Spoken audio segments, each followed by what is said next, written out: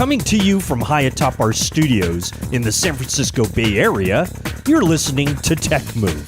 This is episode 45. In today's show, it's centered around Keith's report from the showroom floor of IBC 2018. We talk to the folks at BlackMagic Design, Aputure, Atomists, and Zhiyun. We also talk about the new products like the iPhone XS, the Canon R, the Panasonic S1 and S1R, and the Mavic 2 Pro. I'm Rod Louie, and with me is Keith Moreau. Get ready. It's time for another exciting episode of Tech Move. Let's go!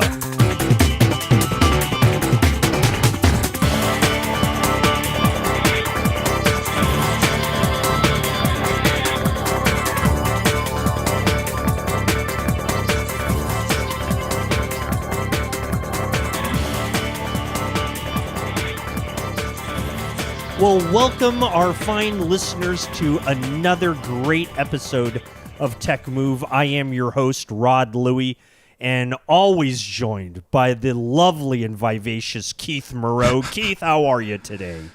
Feeling quite vivacious today.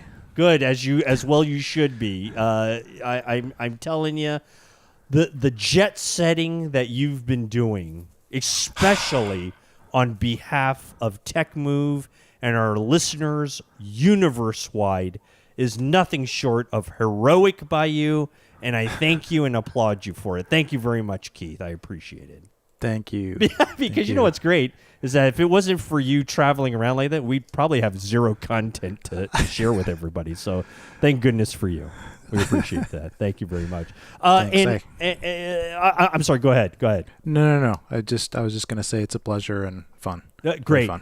I wanted to, though, kind of start off our little introductory, because the reason why I mention all this is that today, ladies and gentlemen, you are in store for a great treat. We have the 2018 IBC Show that Keith is just fresh off the plane from Amsterdam, going to check out, for you and for me, some of the latest things that are going on in the world that we live in, which is Tech Move. Yes. Keith, how, when was the show? The show is every year about the same time, kind of mid-September, and it's actually in Amsterdam. So what did I say? I think I said Amsterdam. What did I say? Did I say Amsterdam? I did say Amsterdam. Well, you did say where, so I said. Oh, yeah. No, thank you. Okay, go You asked where. Is it? Sorry, go ahead. Yeah, it's in Amsterdam. It's at this, like one of the main convention centers, kind of like the Las Vegas Convention Center, but of Amsterdam. It's called RIA, and I actually don't know what that stands for, but I think now the RIA, isn't that a hotel chain out there in Europe? You would know better than me. We could look it up, but I think that it is. But okay, that's fine. Could be a big company out there that builds big buildings and does construction and builds dams for all the dams around Amsterdam. I don't know. Right. Either that or they're getting marijuana money out there. So well that's goes without saying. Correct. But speaking, so Amsterdam is famous for the things called coffee shops, which are basically kind of like Starbucks with the addition of cannabis. Correct. Yes, this is absolutely true. Yes, and it's really interesting because it's just so prevalent there. It's kind of amazing, and then it's also known for the red light district, right? Yes. So those are the two things that everybody there has to go to, right? Because they wouldn't be going to Amsterdam. But Amsterdam is also just an amazing, kind of unique-ish city. I mean, I think we know that it's kind of watery. There's canals and things like that. It's an absolutely beautiful city. Been there. Yeah. Myself. Oh, you've been there. Okay. Yes. So, yeah. So it's but the thing that I was actually kind of reading about, kind of got interested in how Amsterdam came about, and it's basically just these people that didn't want to be attacked, and so they just started building little mounds of dirt in the middle of the swamp marsh that was kind of near the ocean. Kind of like a lot of things that are near the water, bays or oceans are usually kind of swampy for a while. Right. And but mankind has kind of built those areas up so it's all paved and looks perfect. But before that era, there were just these swamps that people would build these islands on, essentially. So, and then the islands kind of grew, and then they kind of merged. One tribe's island merged with another tribe. Right. And then all of a sudden you have this like landmass, and it's pretty interesting because I think the whole area of Amsterdam is actually below sea level. So the only reason it's not continually flooded is because they have dams.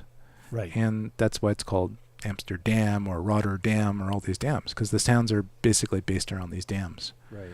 So it's just fascinating that you could just create a whole society based basically on these man-made islands and dams holding the water back, And what I love about walking around there is just all those cute little bridges going through all these water streets, right?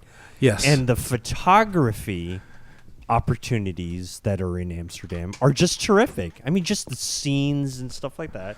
And I'm not talking about the red light district, everyone. Relax, everyone relax. I'm talking about like the cool old bikes that are like tied up to the bridges and all that kind of stuff. Yeah. I got some fantastic pictures when I was there. Of course, using the trusty GH1 way back when. And just a terrific setting. Terrific picturesque European setting. Yes. I love it. Yes. Yeah. It's so picturesque, and the people are really nice and friendly, pretty laid back. And they speak English. They all speak English very well. They all tend to smoke a lot. That's the only negative. But they also tend to ride their bicycles quite recklessly. And you really have to watch out for them because pretty much everybody goes everywhere with a bicycle. And I found out there's actually more bicycles than there are people there. There's 1.2 or 3 million bicycles, and there's 850,000 people there. Oh, that's pretty neat. Yeah, and I can't remember. It was like a couple hundred bicycles fall into the canals every day, something like that. And they actually have a full-time barge with a big grappling arm that lifts all the junk that falls into the canals. And it lifts it up and puts it onto its barge, and there's this huge stack of bicycles on the barge every day. That's like us here in America, where all those people are fishing out like shopping carts from Safeway or Vaughn's, right? I mean, yes, times exact a billion. Same thing, yes, times a billion. Yeah, it's big. So. But anyway, and then as you kind of go more inland, like towards the continent, there's less and less of the canals, and that kind of makes sense because there's just less and less water to hold back, and so the RIA thing is kind of a little bit farther out, not so close to the water. But but it's just gigantic, huge. Cuisine and just overall like treatment of people is, I feel like it's way better than NAB. Mm-hmm. Hopefully there's no NAB officials listening to this, or maybe they will be and they'll improve their show. But when you go there, you get greeted by a really nice person that takes your information and then gives you all these treats. Like they give us a transit pass, each of us, so we could ride around the subways. Yeah, like all week. They gave us free food and drink tickets, so we could actually buy meals. They don't do any of that at NAB. They just barely give you a badge and send you on your way. And make you pay $7 for the hot dog or something like that, like ballpark prices. Yeah, and the food in Europe in general is just overall pretty high quality compared to the U.S. Yeah, it's wonderful over there. Wonderful, especially in Amsterdam. Amsterdam food's great. So anyway, so just the overall experience of the show was great. We went there on the last day of the show, and it was actually great because I think the craziness had subsided, so it was a little bit easier to get in places, and that was probably why maybe some of the recordings were a little bit smoother than sometimes, just because there was a less hassle to get things set up. And did you find that to be an advantage this time? Because I know how tough it is at NAB. I know how tough it's been at CES and all this and all these places when everyone's just trying to get in. This seemed to work out pretty good for us this time, right? Yeah, it worked out really well because pretty much we could go anywhere we wanted. We didn't have to have a press interview time slot. We just kind of went there, and people were usually pretty free, or if they weren't free, they were free in a couple minutes. And then there weren't like crowds of people getting in our way and going in between the camera and the interviewee and me. So it was pretty easy. Our tech was pretty much unchanged. It's been unchanged for years, although I think we upgraded the iPad last year, so that's the reason for the better video. Maybe that's why it looks really good there. Yeah, I think we tried to do it in 4K, although I think I checked my iPad settings and I think it was 1080p, but it was done with Filmic Pro with the high bit rate, so it was that's another thing. So Filmic Pro is an app that you can use for an iPhone or iPad, and it really adds a lot of professional features to the recording. It's not like just using the Photos app for video. It's much more professional. Like you can adjust audio levels, you can adjust the codec, you can even adjust the picture profile to make it a flatter profile. Oh, nice! So you can color grade after. Yeah, you have more room to color grade. It's still not unlimited color grading. It's not like, I don't think it's like 10-bit recording, but the bit rate can be higher than the normal iPad's recording. So overall, it's just a better experience, better quality experience to record with it. And then we just use the same trusty C1000 AKG microphone that's about 30 years old. Which I love. I love those types of mics, you know what I mean? Like my EV mic I'm using now.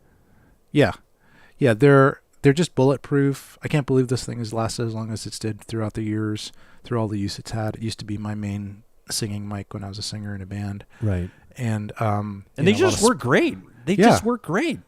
The amount of spit that has been that mic has endured.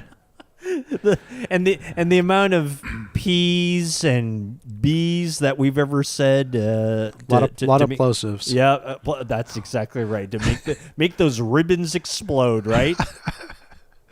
Yeah. Just so glorious. Yeah. So it's awesome mic. Never had an issue with it. Of course, probably going to break tomorrow now that I said this. Right. But use a wire. Don't use wireless anymore. That I tried that and it just ruined a couple of recordings in one of the NABs. So I'm not using that all. Why do you think that's just not a good thing? Why do you think that?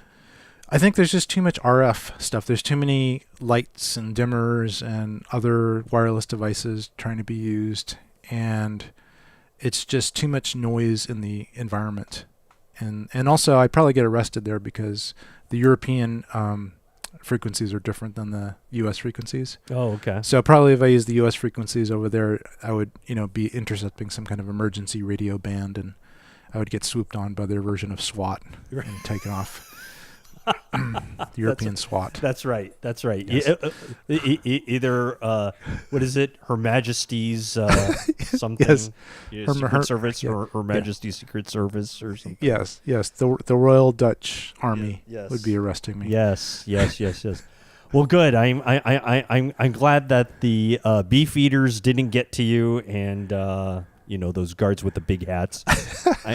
I'm glad they didn't get to you, and that you chose to use a wired. Now, you know what? In reality, wired can be a little bit cumbersome, right? Because of just, so many people walking around in the show. You got to watch out for people, all these dopey idiots who walk through the shots and stuff like that, right? Who are just not paying attention.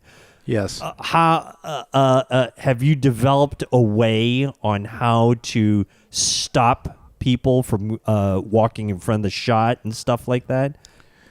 Honestly, just Veronica, who's doing the filming, she will put her arm out. Oh, good. And she's pretty good, pretty fast. I would prefer that we start bringing chained link borders that you travel with that. Yes. And maybe even yellow police tape to surround the interview area. We could actually use that orange Hoodman tape. Oh, that's right. Oh, yes, that would be fabulous. That'd be fabulous. Either that or, you know what, IBC, NAB, CES, and all the other shows. Come on, let's get together. Tech Move needs a booth. We need a floor booth. We need to broadcast live. We need to be there, a 3-camera set to deliver these fine interviews to our beautiful universe that is out there. I'm putting that out there. Please show us a little bit of respect and gratitude, and give us a stage and some sort of thing like that with unlimited Pepsis and Diet Cokes. Yes. So kind of like a built-in fridge, like a glass bowl. I would enjoy aquarium type thing. Yeah, aquarium type thing. I would enjoy that. Okay. I would enjoy that. So okay, we'll make that happen by next time. That. Well, okay, so Keith, you were really, really fortunate to get some really great interviews here, and Thanks. I think we should get to them because we got stuff from Zhiyun, BlackMagic Design. Who else do we have? We have Aputure. We have Atomists. I think that kind of pretty much it. I think that's pretty much it. But these are good ones, and some pretty good, nice products, I have to say. So these are pretty good.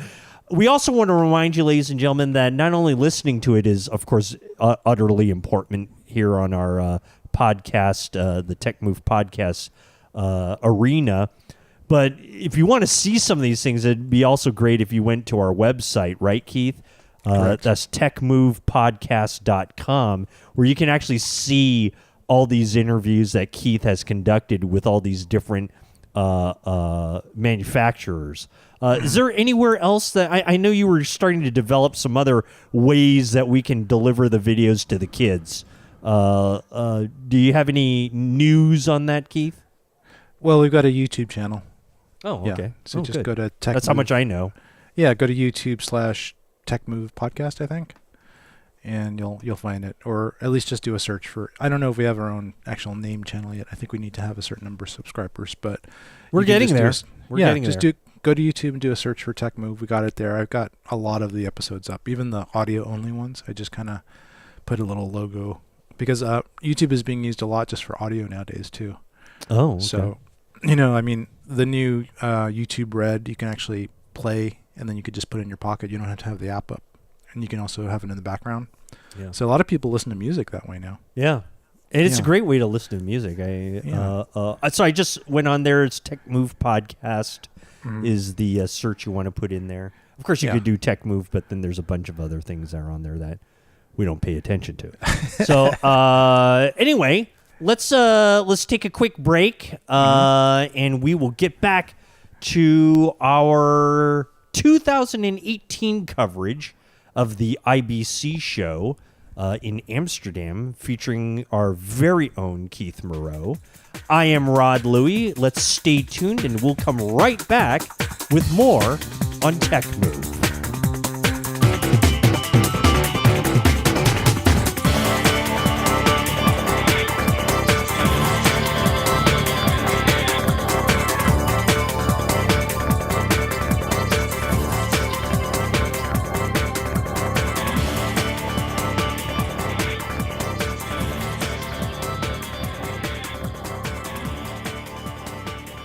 We're doing our IBC 2018 coverage here on Tech Move. Rod Louie and Keith Moreau. Keith Moreau has been able to secure the folks over at Atomos, and they always have some great things to share and to show us. And the IBC 2018 is no different. We got a chance to talk with Travis Sims, and Keith was able to secure him, and it kind of evolved into another sub-interview with a gentleman by the name of Zuli, who unfortunately we don't know his last name, so we can't give him any credit on it. But these folks at Atomos are going to be introducing a new product called the Atomists Ninja 5. Keith, what is the Ninja 5? The Ninja 5 is basically a 5-inch screen size recorder. And it's got a lot of elements to it that make it a bit more streamlined than previous Atomos products. There's in the battery port in the back, there's an extra data port for doing different things that can be unlocked, and they have a few extra peripherals for that port already. So it's just got all these great monitor features as well. Very high brightness. I think it's 1,000 nits, which is super bright, so you can use it during the day, and it's an HDR type monitor, so you can get high dynamic range out of it, and it's a recorder. So it's got all these the best of all these worlds, and it's not that expensive. I think it's like $700 maybe. So pretty good deal. Just a lot of, again, kind of a game-changing type of system with the Atomos quality and the software. And we love that quality that they bring forth. So that's fantastic. All right, hey, let's get to the interview. Let's come back and let's talk about the Ninja 5. Once we hear this great interview with Travis Sims and Zuli from Atomos and our very own Keith Moreau right here on Tech Move. Hi, this is Keith Moreau with Tech Move IBC 2018. We're here at the Atomos booth. We're here with Travis, and Travis is going to talk about a brand new Atomos product. Yes, so this year at IBC, one of the big things that we're showcasing is Ninja 5. Ninja 5 is like our 7-inch monitor line, but we're stepping down into something form factor-wise that a lot of people have been asking for, especially from the mirrorless side of the world. And with the Ninja 5, you're getting a 4K 60p recorder. You're also getting a 1,000-nit display and a new user interface. Additionally, on the back here, we're showcasing our Atom X expansion port. That expansion port is going to allow us to open up to a couple new accessories that we're showing here at the show. One is a new NDI module, and additionally, we're also showing our new sync module that'll be there for things like time code, generating sync for metadata back and forth. So now, can you have different types of inputs with these modules? You'll be able to have different types of inputs with these modules. The first one, obviously, that's on board the actual monitor itself is the HDMI. But like I said, the secondary one will be NDI, and this expansion port kind of opens us up to new opportunities for future module components. So what does NDI stand for? So this is a network display interface. So this is going to be for people that are doing a lot of online streaming, people in the broadcast side of the industry.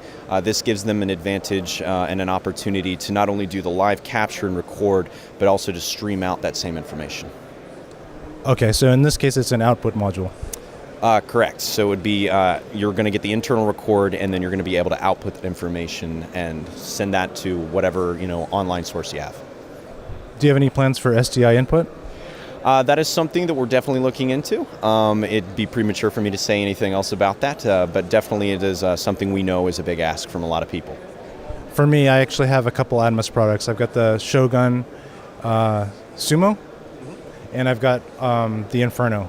Oh, fantastic. And so one of the reasons I have those is for the raw recording over SDI, and then using the ProRes RAW codec.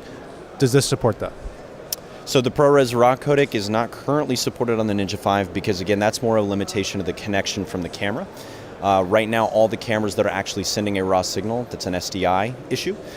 So from an HDMI standpoint, you're still going to get an advantage there because with this recorder coming off especially a lot of the mirrorless cameras, they're sending out 10-bit versus the 8-bit internal record that they have. So you're getting higher bit rates coming into this monitor than you would with a lot of the internal records. But from a ProRes RAW perspective, that's something that may be down the line, but as of right now, that's a limitation of SDI versus HDMI. Some of the things that you're going to notice about this is our really great aluminum chassis on this. So just from a durability standpoint, it's a vastly big new step for us. You're also going to notice HDMI on the side. As usual with a lot of the Atomos monitors, you have your input, your output. On the back here, we're going to be working with a lot of our partners on mini SSDs. So Sony is one of those partners, Angelbird being another one. But the mini SSDs are still going to work in the same way that your 2.5 SSDs work for all your 7-inch monitors and for your Sumo 19. But the advantage here is that the mini SSDs keep you nice and flushed with the side of the unit. but that also means you could use your existing SSDs if you want to. Might bring it a little bit out to the side, but also these mini SSDs will also work with the 7 inches. There's a little mini SSD handle that we have right now that connects to these, and it'll allow you to pull it in and out of the 7 inches. On the back here, where you have the battery, so if we actually take this unit off, you'll notice that there is a little expansion port down here, and that expansion port is going to be the area where things like the new NDI module, the sync module, any future module we come out with is going to be able to interface with the processing power inside the Ninja 5. And then of course you got your line, your mic, review in there, and also your remote. And yeah, pretty nice little small unit.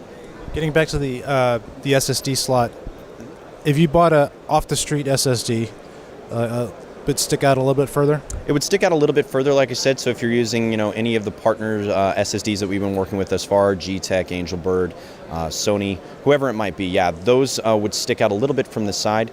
So really, it's more of a rig consideration than anything else. So if you're trying to cage it up and it's harder to access, you may want the mini SSDs just because it's not going to stick out and affect any of that.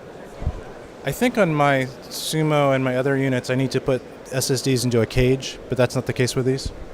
You don't need to. So with the mini SSD, you're talking about the caddies, correct? The caddy. Yeah. So yeah, these go into caddies still. I mean, this is a much thinner, smaller option, but still the caddies are there just to help guide it into the slot. But those caddies are also provided with the monitors themselves, so you don't necessarily have to go out and buy one. If you get a monitor, you get a caddy.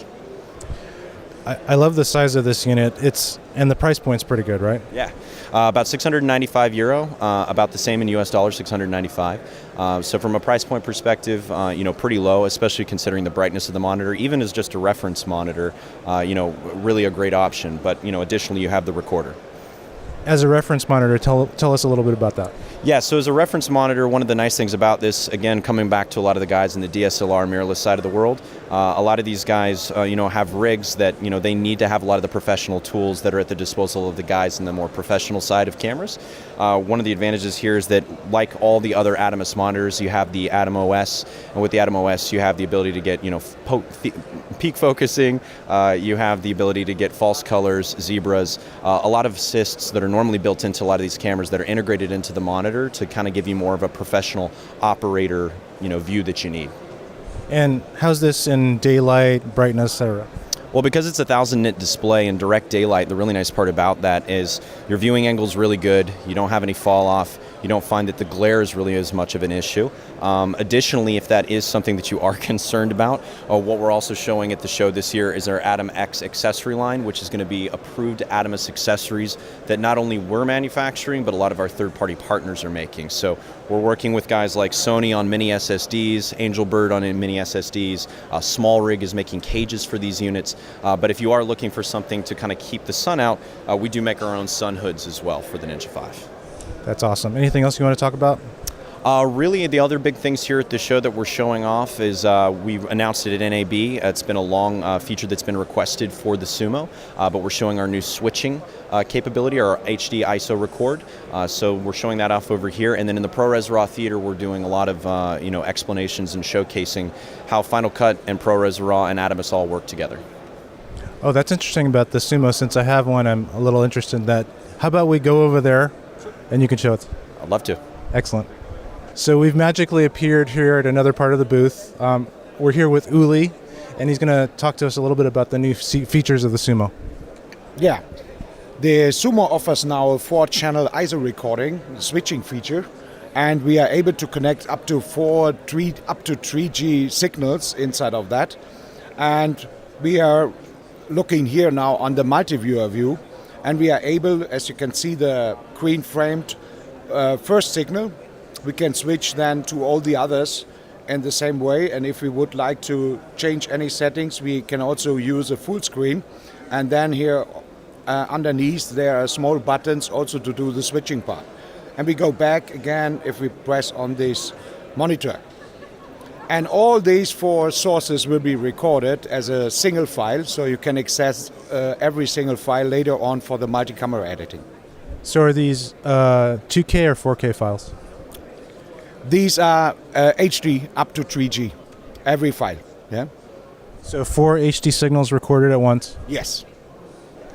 And is this all come with whatever firmware upgrade you're going to offer? It's the latest firmware upgrade, what is already available since May. So we have it already. That's great. So you have this many inputs in the Sumo? Yes, we have 4 SDI inputs, and you can populate them for quad link or for this ISO recording. Wow, that's really awesome. I'm going to have to upload that firmware and try it out.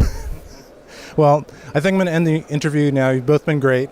I'm going to sign off, but thanks a lot. This is really exciting stuff. You're welcome. Keith Moreau signing off for Tech Move.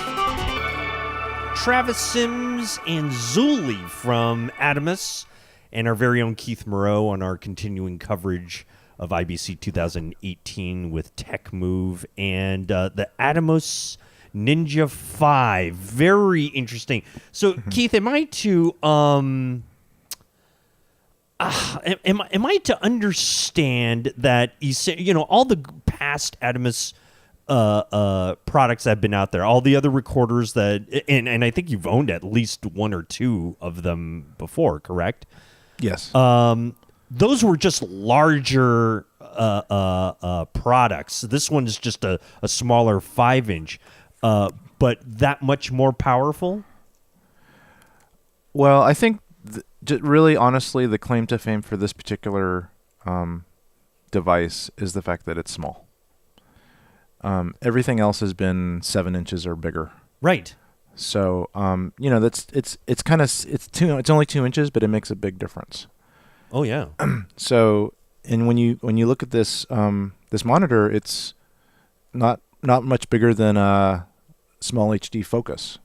Mm-hmm. It's maybe it's a bit thicker, but just it's not very bulky. It's pretty streamlined, and yet it seems to be pretty solid. It can go into a laptop bag and be very easy to transport and stuff like that. Right. And so so the question is then, well, why would I just get a monitor when I can get a monitor and a really good recorder, and also something that has the Atomos software in it, which makes using it pretty nice. It has very good user interface, and also has all this versatility for potential upgrades. For example, he was telling me about a potential way of spitting out IP video. So you can use this as a recorder, and then you can get this extra module to put into the battery port. So the way the battery port works, it's like an L series battery port. That common Sony battery that everybody uses. Big battery, cheap, a lot of third-party makers. Mm-hmm. So it's got that receptacle in the back, but they also sell extra modules.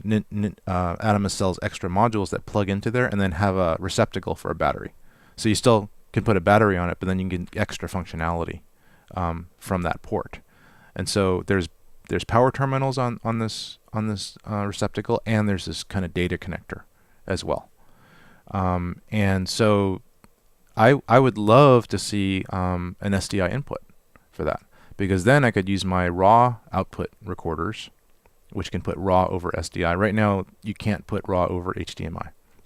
And right now, this Ninja is only an HDMI recorder. It only accepts HDMI. Mm-hmm. But I imagine in the future, they'll come out with an SDI input module, which you can plug in the back, and you can then use your small FS5 or other raw output device and go through SDI to this small screen recorder and have a really portable and yet super high quality system. So I'm waiting for that particular peripheral to come out from them. And it really seems like it's just as powerful, if not more powerful than the predecessors, and so it sounds very exciting. Yeah. I think it's a cool product. I think it was about time. I think they've been asked for it for years. I think they just had to get the technology to the point where the electronics were such that they wouldn't generate so much heat. The thing about the bigger monitors is not only is it a bigger screen, which has some benefits, sure, but there's a larger surface area for the whole thing. So there's a lot more heat dissipation possibilities. Right. And when you start shrinking things down, this is the bane of all electronics makers, is the smaller you get it, the smaller surface area you have for heat sinks and things like that. So if you're still doing some things that require a lot of processing power, you have to figure out a way to dissipate that heat. Right. Whether it's through a a fan that can generate noise, or through just a large heatsink or whatever. So I think they got the electronics small and less wasteful to fit inside this. And it's just a matter of technology. Technology marches on. But this is just in general the bane of existence for all miniaturization of electronics. That's why it's so amazing that you can get an iPhone to work, when it's so small and thin and still doing all these powerful things. That's quite an achievement. Right. So, yeah. So in your personal style of usage, is a 5-inch screen more beneficial than the 7-inch or larger?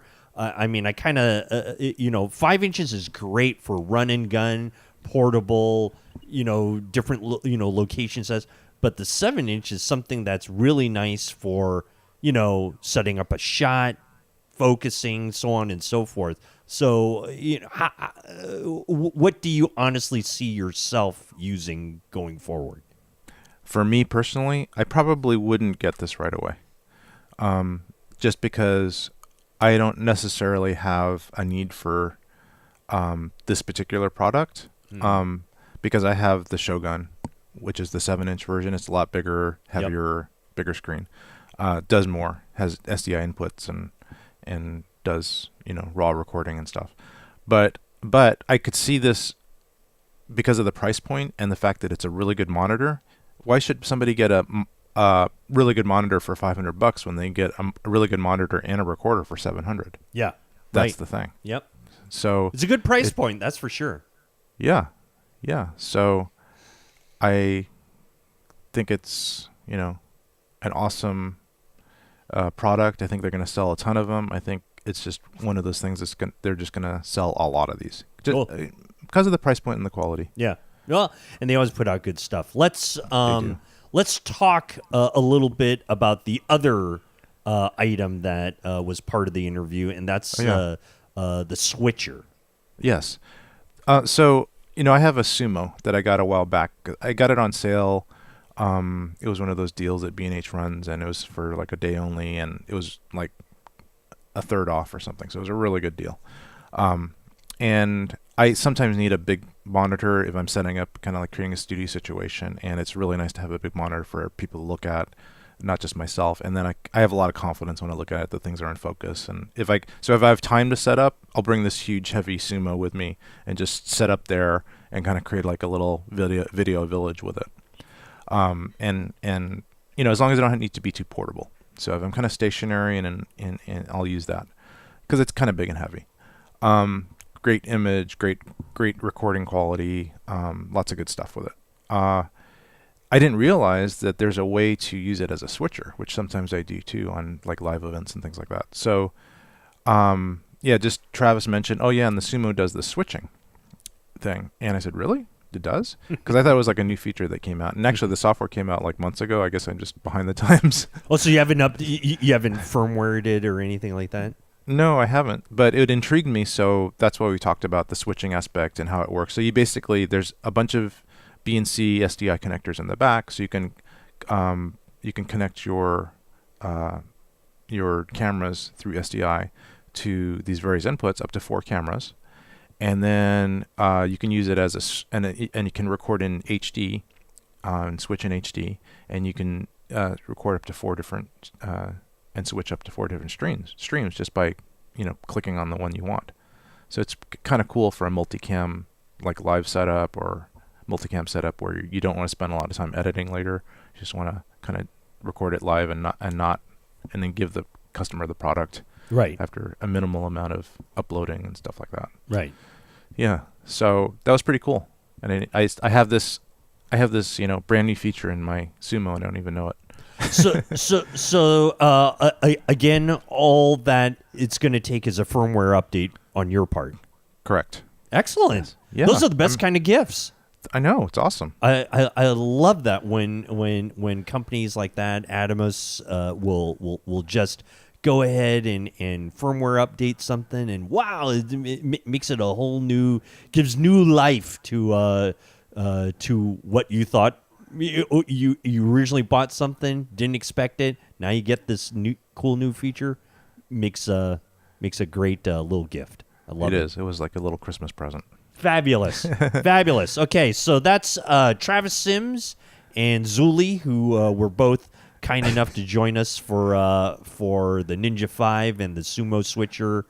And Keith, thank you very much for getting them to talk to us. And you're welcome. Yeah, so that's fantastic. Okay, we're gonna wrap up our coverage of IBC 2018 in just a moment. We're gonna take a quick break, and we'll come back with more here on Tech Move. So it's IBC 2018 and Tech Move, and our continuing coverage with our man about the street, Keith Moreau. And Keith went and tackled and held hostage the people at Zhiyun over there to talk about some new products. And I believe, Keith, you spoke to at least for us, a relatively famous guy, Chung. Tell us a little bit about that. Yeah, so we immediately sought out the Zhiyun booth, and IBC is just vast, and it's sometimes not that easy to find stuff. But they actually have a pretty good app, iOS app, which made it a lot easier. And so we kind of went towards their booth. There's actually a couple posts of going towards their booth on Instagram. I was just doing like a little selfie thing with my iPhone. Just there. Kind of like following yourself. And yeah, kind of. Yeah, so and then I should have used a Zhiyun crane for that.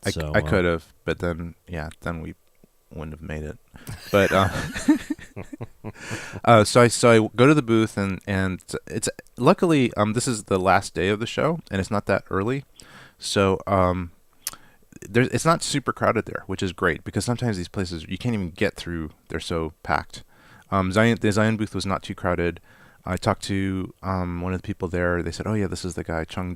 He's the kind of the evangelist rep. I think there's some name for him. He's like it's some official name. I'm not sure what they call them, but evangelist, Zhiyun Master or something like that. Yes, Grandmaster Chung of Zhiyun. Right, and so he had one of those easy rigs on his back. Which was holding up the super heavy combo of the Crane 3 Lab, and I think I might have been, I'm not sure which camera it was. I think it was a Canon camera, but I'm not positive. I can't remember. We can look at the footage, but it was definitely a big heavy combo, and that's probably why he needed the easy rig. Well, I think that's and I don't want to give the interview away. Maybe we'll talk about it after we come back from the interview. But that's the whole. I would imagine he wants to kind of put on a heavy thing, because that's what the whole rig is all about, is be able to hold much bigger cameras and the like. Yeah, that's its claim to fame. It's just a more powerful and yet still kind of a single handled gimbal. Although it actually has two handles, so it's not really.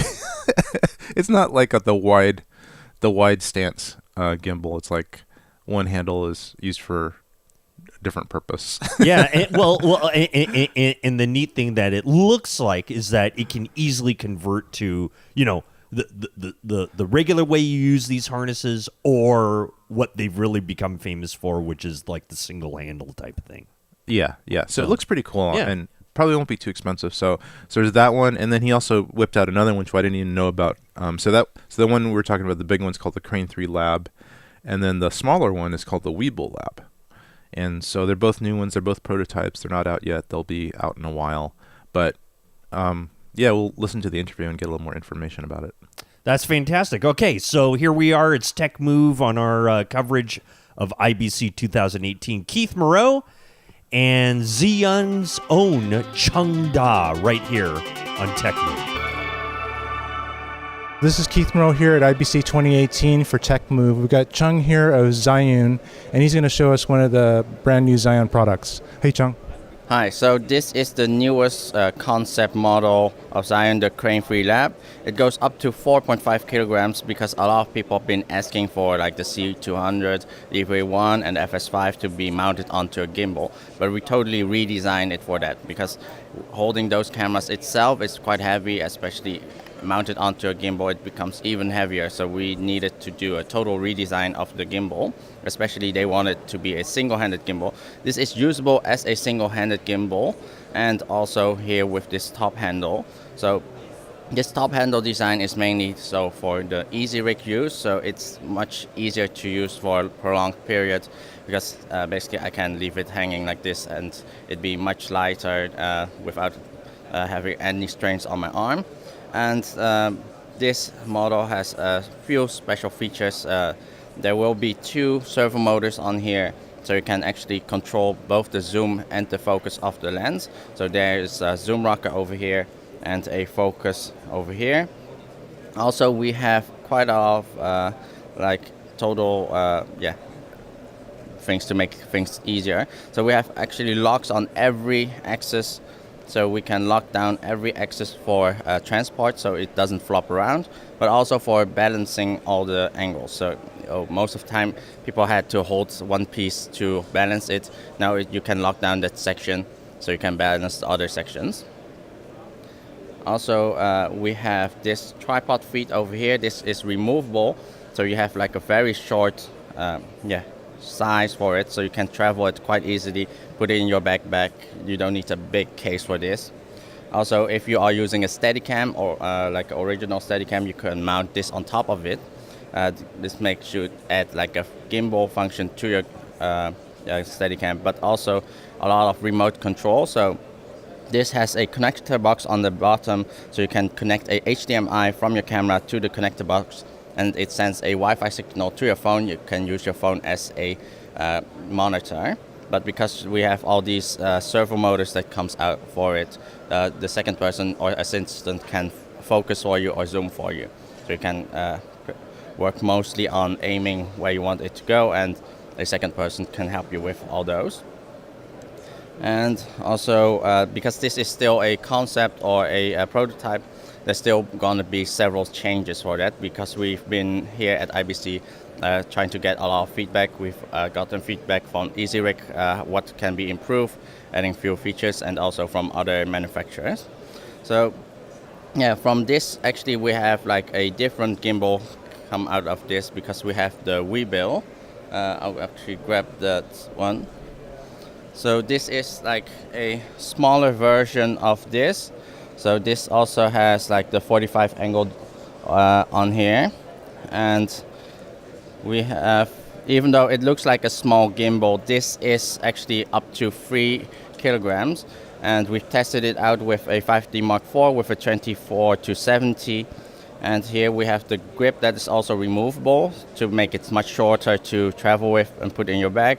But also we can put this handle up here, so we get the same kind of design with the top grip, and also all the angles are lockable, so we can actually unlock this and actually see if there's power here. Now, is this a prototype as well? This is right now a pre-production. It's pretty close to finished. It should be somewhere in October that we will see this, the final version of this one. This one should be around November. So this is like a Crane 2, but everything became much smaller. So it's a much smaller setup to use.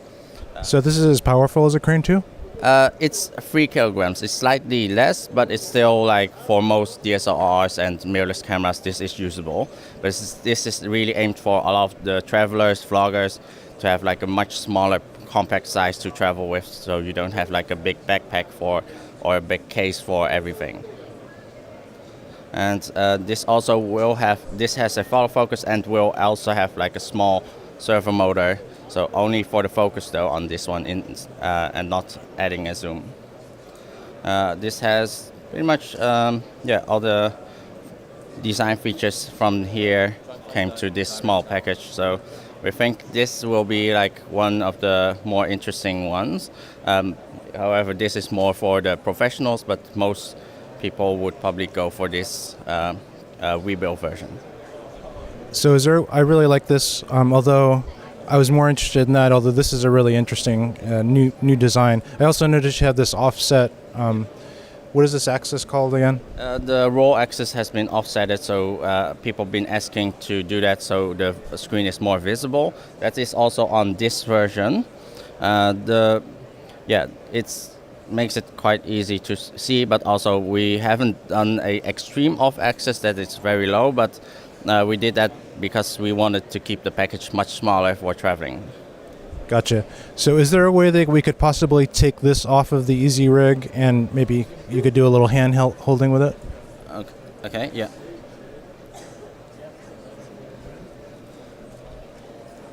I have this exact setup.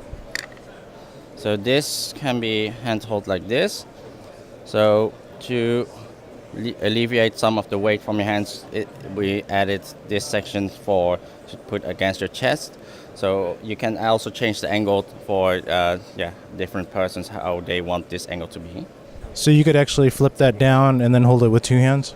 No, that is just only like offset the angle just for the people who likes it in a different angle against their chest. So you wouldn't use your other hand on this? It's no, this only when you use it like this, like the upside down mode, you can use both hands.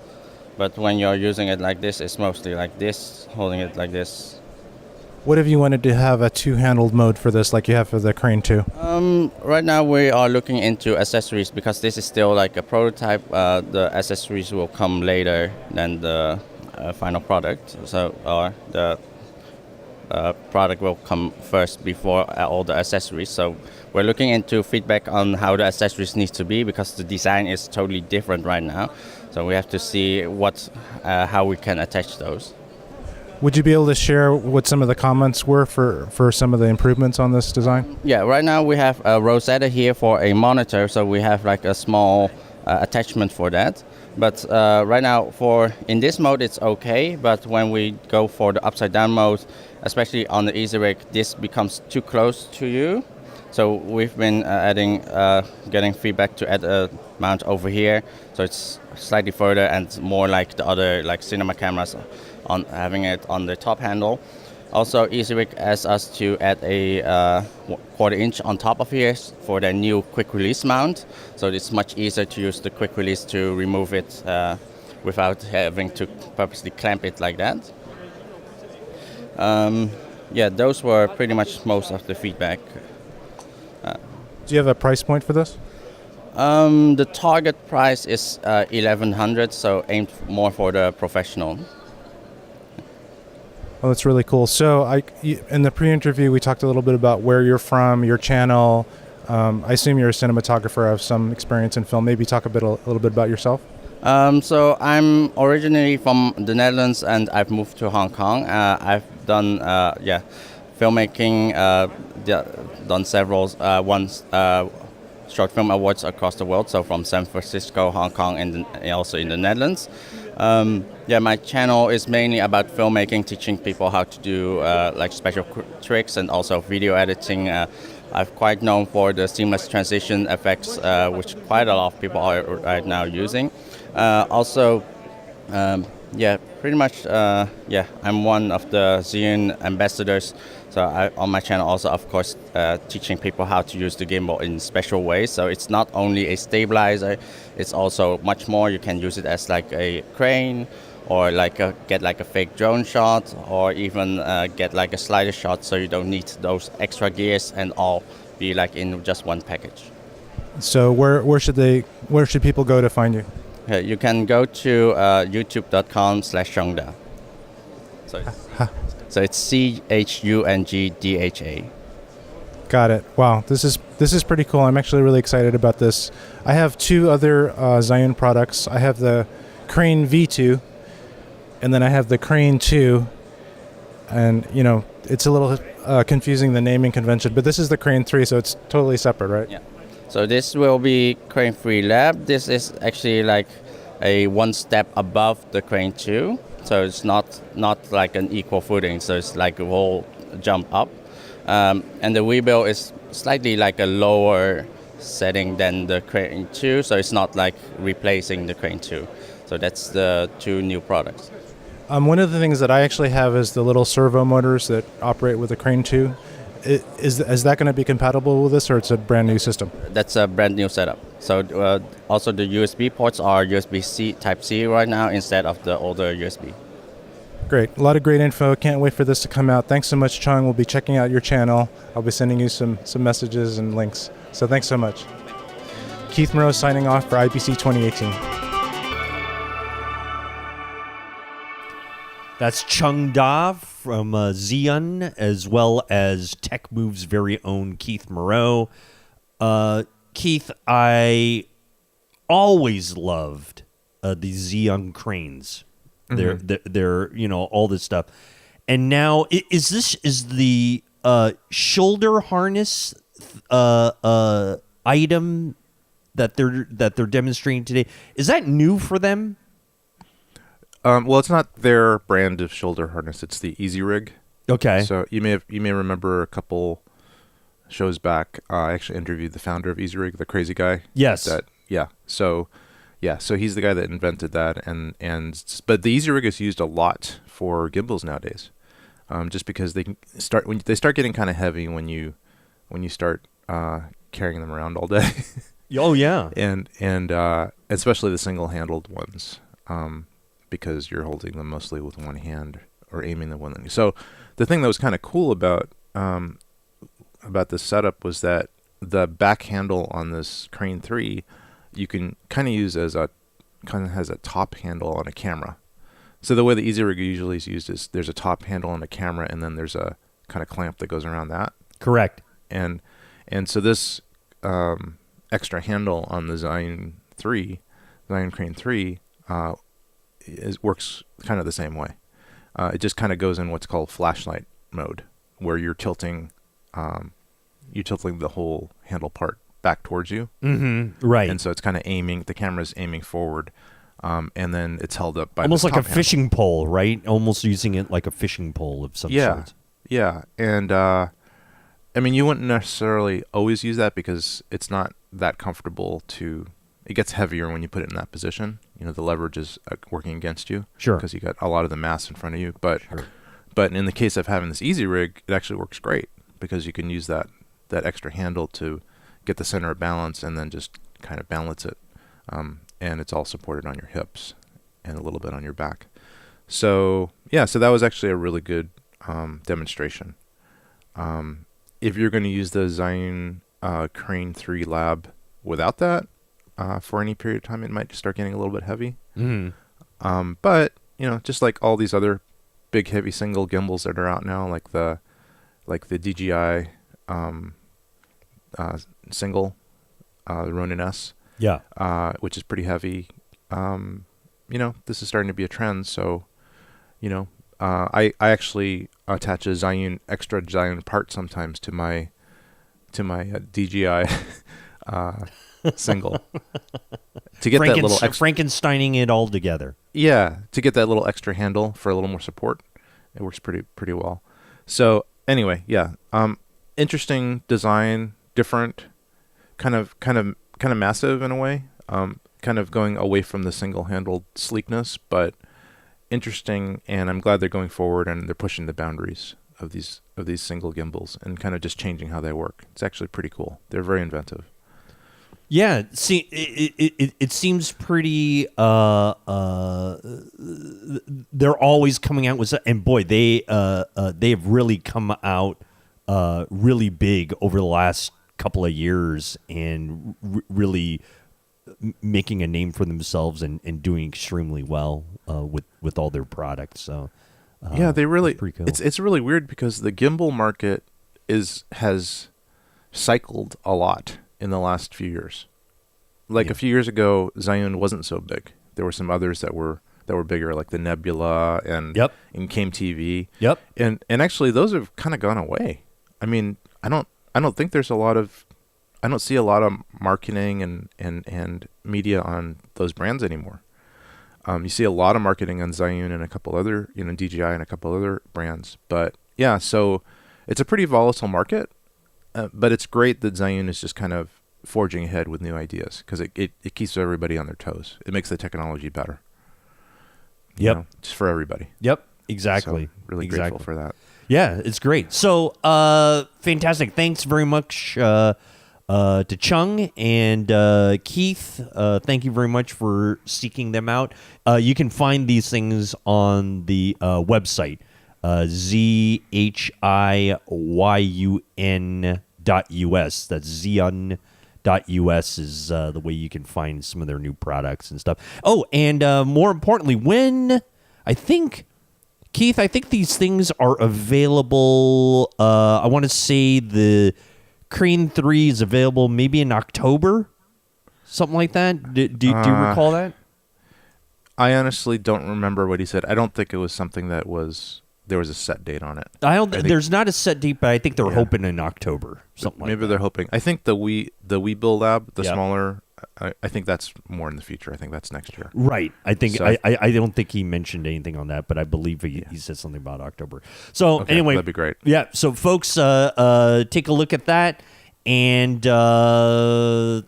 thanks a lot, Keith. We will come back with another fantastic interview and product from IBC 2018 right here on Tech Move. So we have some old friends that are going to join us here on our Tech Move IBC 2018 coverage. Keith was able to secure our friends over at Aputure, and specifically we're going to talk to Ted Sim and a real old friend of ours, Nerris Nasssarian, who was at the show as well. And I think Nerris essentially threw Ted in for us to give us a little new blood or something like that.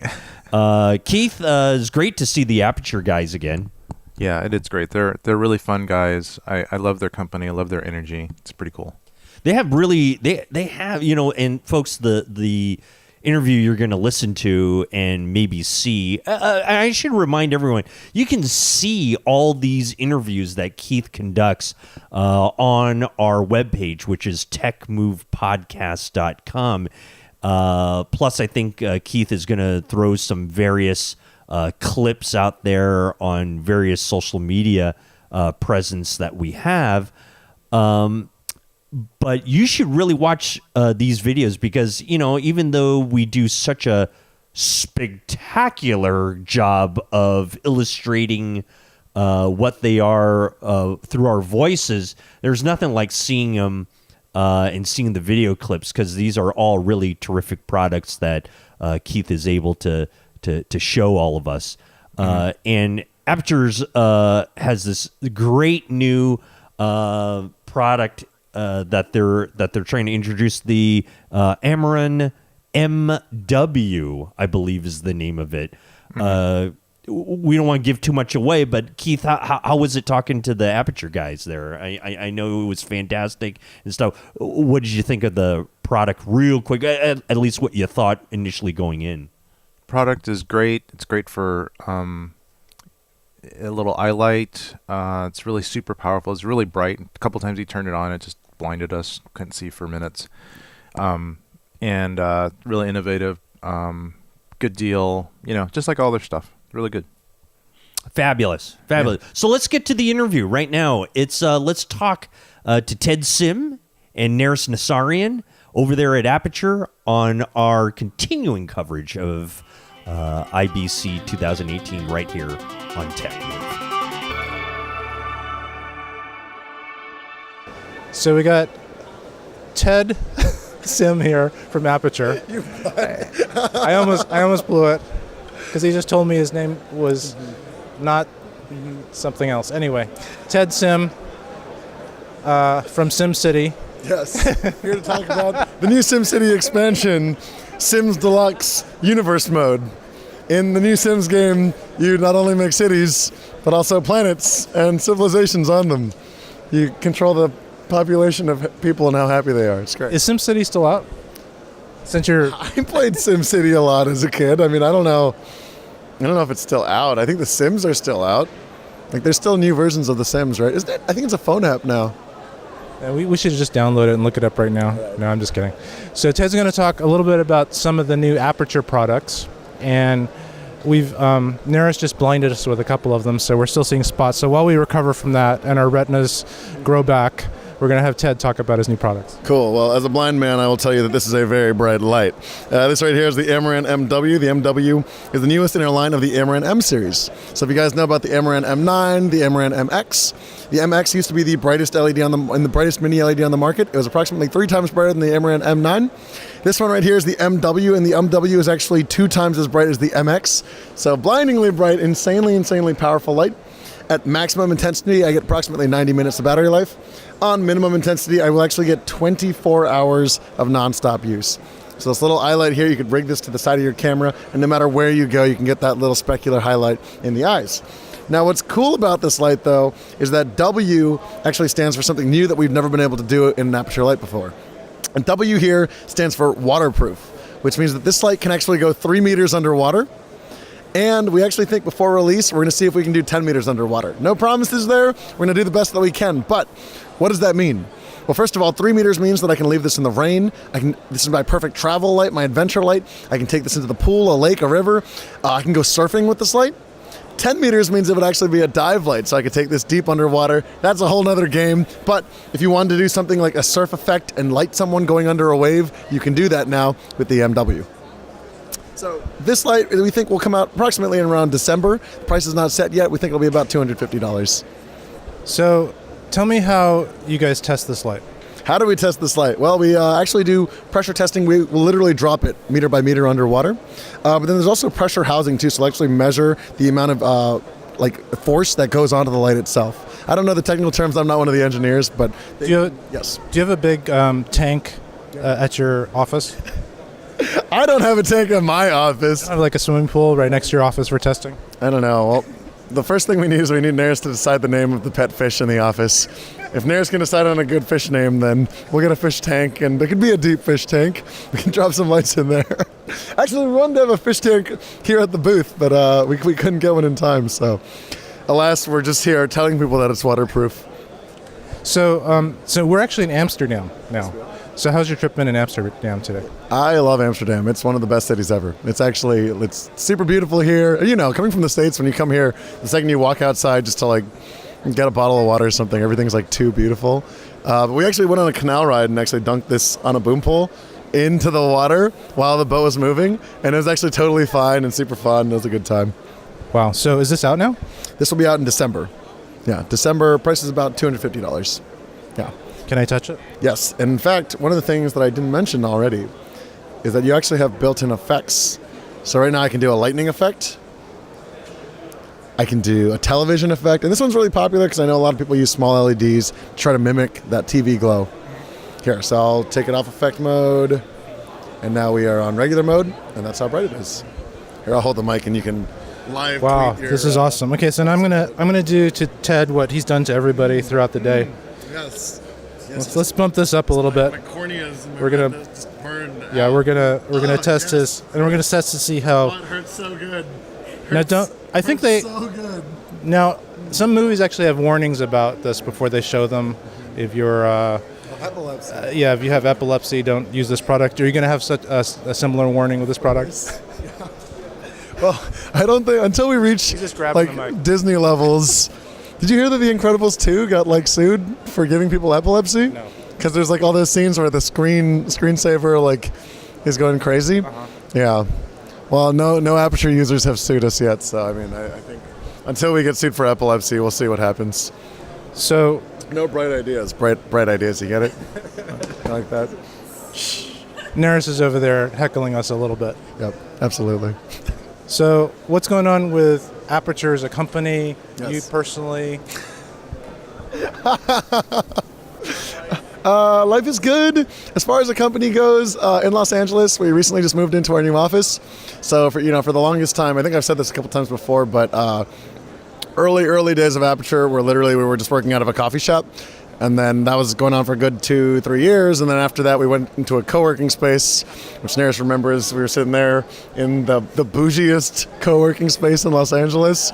If you guys know about Noy House, Noy House is one of the bougiest co-working spaces in Los Angeles. We were there because there was a deal that if you went there, you could bring 2 guests free every day. So because of that, it was actually cheaper than WeWork. So we were in this super bougie co-working space for a while. And then recently we moved into, we had a shared office where we used to share an office with a record label. And then after that, we finally moved in. We have our own little building now in Glendale. We've got a studio that we just built out. But this is all super recent. So I think when people say Aputure is a new company, I don't think they realize quite how new we are, but it's been a really fantastic experience. Our team has grown a lot. We now have a content team that we're working with regularly. Our marketing team is a lot bigger, and as far as products go, of course, I think we're doing some really exciting stuff. That's really awesome. So are you bossing people around now? Oh, absolutely. I'm the worst, man. I'm just yelling all the time. I'm like, where are my donuts and my hot coffee? If my donuts and my hot coffee aren't here at 9 a.m., you're gonna get it.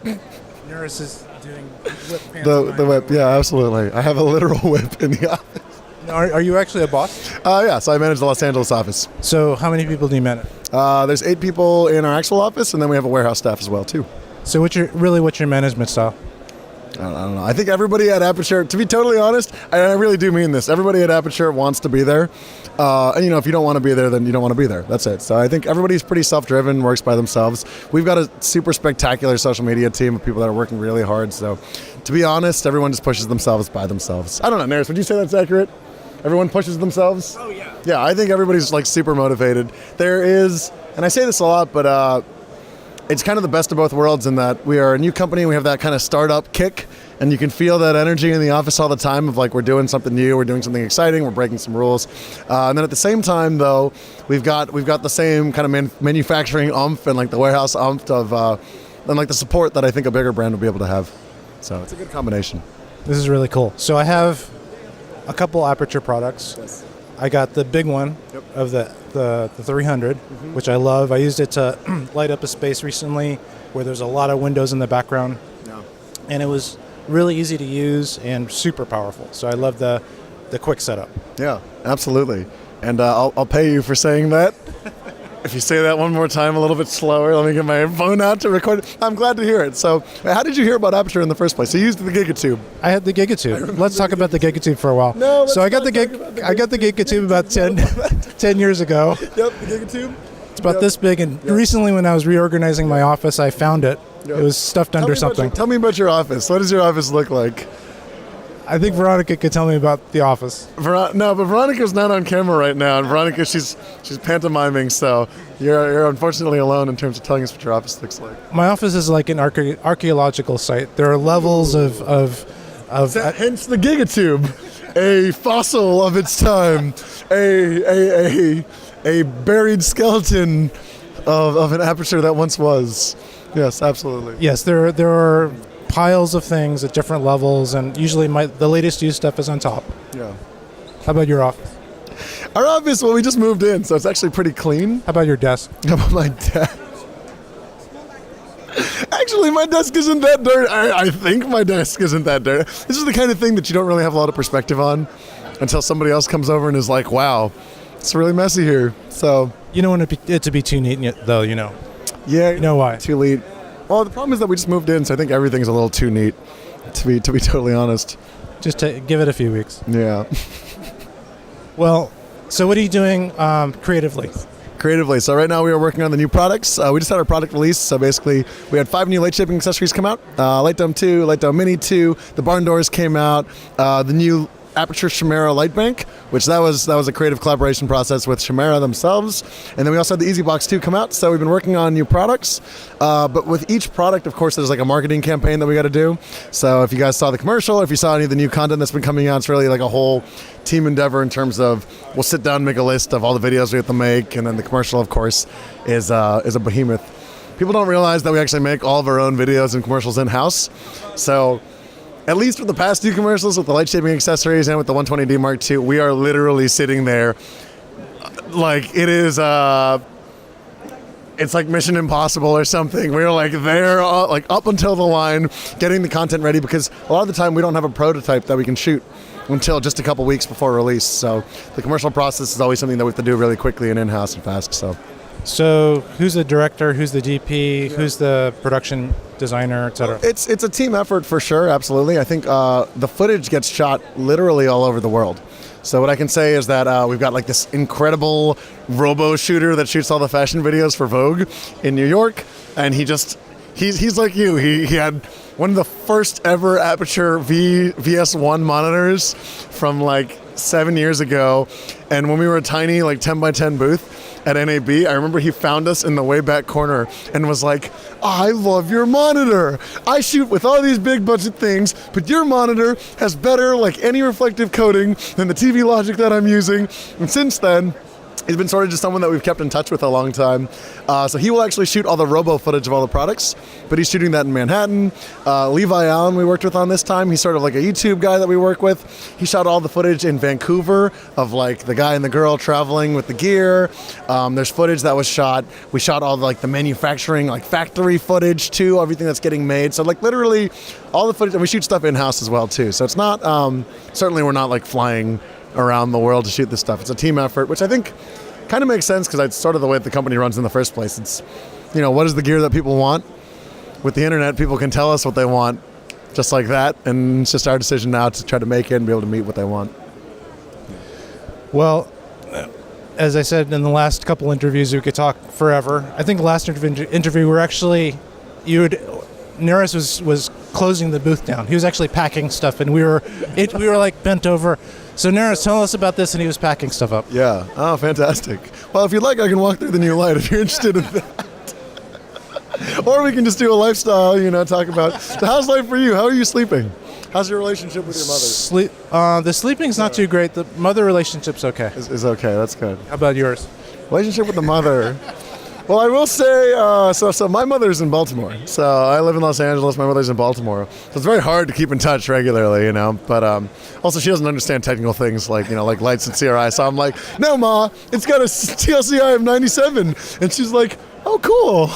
And I'm like, you don't understand, Mom. It's really high. And she's like, whatever makes you happy, Ted. Yeah, absolutely. So relationship could be better if my mom knew more about technical things like TLCI readings or CRI ratings. But I can't really complain, I can't really complain about that kind of thing. Okay, I think we're going to have to end this interview. We're starting to talk about subjects that are... Do you want to come in, Nerris, just to make a little appearance? How's your relationship with your mother? My mother? Yes. My mother, it's great. It's fantastic. Ooh. We get lunch every Sunday. Really? Yeah. What? My goodness. Goals. We get lunch every Sunday. She lives down the street, so it's fine. Yeah. But it's just far away enough that, we still get along well. She doesn't know anything about lights either, but she knows that they're cool and that I like my job. So, of either of your mothers, which one would know more about what CRI means? Your mother. If you're seeing her every Sunday, it's like class every Sunday. You get to teach a couple of things. Eventually, we come up with an Aputure light that's like TLCI CRI 94, and your mother's like, Nerris, only 94? Only 94? Isn't that Nerris, that's good low. but not too good kind of thing? That's not good enough, Nerris. Probably your mother. I mean, I don't know. I don't think either I've of our never met your mother, though, so... Yeah. How's your mother know about TLCI CRI? She would know what CRI means. I think this applies to a lot of gear nerds out there. It's a very lonely, sad existence of just geeking out about things that nobody understands. I think that's why these trade shows are as populated as they are. It's like people just have it built up in them, this need to geek out about the nerdiest things, and then they come here and they're met with that enthusiasm, They get to express themselves, their true selves. Yeah. Like Mike Ashman from Small HD came by, and literally we just sat there and he talked for a solid 10 minutes about the monitor. And I was like, man, how many places in the world could you speak this in depth about false color, customizable false color? And we were loving it. We were loving it. We were like, ooh, didn't even know I wanted that. That was amazing. How did you build that? So, yeah, it makes a lot of sense, actually. Yeah. Get to be our true selves here. Yeah. I mean, I can already tell, because it's a mix, you have, personal people at home that don't know anything about lights, but still are friends with you on Facebook or something like that. So like when we do like rants on social media about like lighting or like new tech, I mean, I'm sure there's plenty of people that are at home like, well, Nerris is really passionate about this thing. I guess I'm happy for him. He really likes Rembrandt He lighting. really likes My friends always make fun of me for how much I love Rembrandt lighting. Yeah. So that's going on. So that's new. Yeah. Okay. I think we have to go. So New Amaran MW helps you talk to your mom about lighting. It's a stepping stone for bigger and better things. And when our bigger RGB light that comes out behind us that we didn't talk about yet, by the way, there's an RGB light coming out. It's going to be about $1,500, and it's going to be out in March, which is super exciting because we think it's the first time that people can own RGB. Sales pitch out. This kind of light would be able to help you discuss the finer details of lighting with your mother before the big light comes out in March. Great idea. Right before Mother's Day. It'll be available in April. The MW for Mom. awesome. Thanks so much, Ted and Nerris. We're here at IBC. I actually forgot what the show was called for a second. IBC 2018. And maybe TMI, not sure, but it's okay. Signing off for Tech Move. That's Tech Move's Keith Moreau reporting on the showroom floor of IBC 2018 with the folks over at Aputure, specifically Ted Sim and Nerris Nasssarian. That MW light, I gotta say, I was quite impressed with looking at it. Keith, your thoughts from maybe that light versus other lights? Your thoughts? Very small, very portable, very bright, and seems to last a long time according to their specs. About an hour and a half, it sounded like, huh? Yeah. So, throw it in your bag, use it as a little extra light to light up a background, shine in somebody's eyes and blind them. Yeah, very, very versatile light, and it's waterproof, so you could potentially just put it on a set out in the rain if you wanted to add some extra lighting. So yeah, I liked the light. Really liked just interviewing the guy, talking about their personal lives and the company. Yeah. It was actually a really fun interview. It's always fun. We always just get kind of crazy, and really like both those guys. It's really good when we can, kind of sometimes get that rapport with some of our past interviewees, and really get past some of the constant pushing of the product, and really hear about some of their insights, their backgrounds, and stuff like that. So that's always good. Yeah. They actually even mentioned that during the interview. This is like the best interview ever, because we're always saying the same thing over and over again about our products, and you come in and we actually get to talk about other stuff, and so it's pretty cool. Well, and you know what, the neat thing too is that they actually have great products to really talk about. So it makes you want to talk to them, and that's why we always keep going to them over and over and over again. So and they always come out with neat stuff. Yeah, there's I like to focus on companies that I feel like are game changers. If you look at these different interviews that we've conducted, these are companies that are not that old. I mean, they're maybe a few years old. Like we did, several of the others in this episode. Right. And there's kind of a certain energy to them because of that. Yeah. And they're always kind of, they're always on the bleeding edge of things, coming out with things that are breaking price points as well as quality, changing the game. And Aputure is one of those companies. They've changed the game of lighting. Well, I like them too because they've been in the game for a little while too. Yeah, they've been in the game as a lighting company though, maybe less than 5 years. Sure. And just very, very innovative and breaking price barriers all over the place. But you know what? Funny you mentioned that, because when you say that in the lighting game for 5 years, that's actually an eternity. So, that's like saying they've been doing it since like 1936 or something like that. So being in the lighting game for 5 years is an eternity. So that puts them head and shoulders of everyone else. So congratulations to Aputure on that. So good stuff. All right, that is the folks over at Aputure, along with the folks over here at TechMove, and we're going to take a quick break and come back with more IBC 2018 right here on TechMove. All right, we're back with more of IBC 2018, and now let's move on to a couple other favorite things that we like, folks we like talking to, and that's the folks over at BlackMagic Design. Keith, you had the great pleasure of visiting their booth and seeing what kind of new cool things are in store at BlackMagic, and we were able to catch up with a gentleman by the name of Craig Heffernan, or Hefferman, I'm sorry. No, it's Heffernan. Heffernan. Okay. Yeah. Great. And Craig was available to us. And again, it was something where it looked, Keith, like you were able to have some pretty good access to these folks. It wasn't it wasn't as crazy as maybe NAB would be, or maybe early on in the shows. It seems like you were pretty able to get to him quickly. Yeah, it was great. I usually just go up to the booth and just ask somebody, I want to interview, talk about this product. Who do I talk to? And one of the representatives pointed out Craig and said, that guy right there, just talk to him. He's the guy that usually gives the interviews. So went over to him, liked him immediately. Very personable guy. He's actually from England. So since I was going to England, we made a little small talk about that, about London and stuff like that. So he was a really nice person, and really enjoyed doing the interview with him. Great.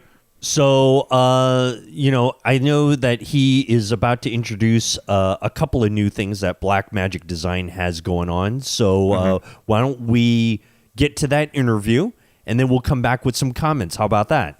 Sounds good. Fantastic. Okay, here's Craig Heffernan from BlackMagic Design with our own Keith Moreau right here on TechMove. Hi, Keith Moreau here, IBC 2018. We're here at the BlackMagic Design booth with Craig. He's going to go over a couple new developments with his company. Hi Keith, how you doing?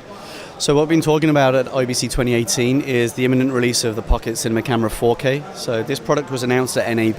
Load of information online at blackmagicdesign.com about the technical features and the capability of the camera. But in essence, a micro four thirds based camera with a 4/3 sensor, 13 stops of range, internal RAW recording, and a brand new dual ISO recording system, which we're really excited about introducing. This product will be out in the hands of customers in the coming weeks, and we're really looking forward to seeing what people do with it. Aside from Pocket Cinema Camera, we're also talking about the new BlackMagic RAW compressed RAW codec that's available. So this is a public beta that's gone into our Ursa Mini Pro 4.6K camera. Owners of that camera can go and download the new version 6 software and update it, try out this new format for themselves, and then take that through to the new DaVinci Resolve 15.1 software update that will support the new format as well. And what's key with this is we've approached the way that we work with RAW formats in an entirely new and revolutionary way. There's some technical changes the way we work in camera by doing a partial demosaic. We're adding video profile information into the file as we record in the camera, which means we have a really adaptive and fast system for color choices in DaVinci Resolve After.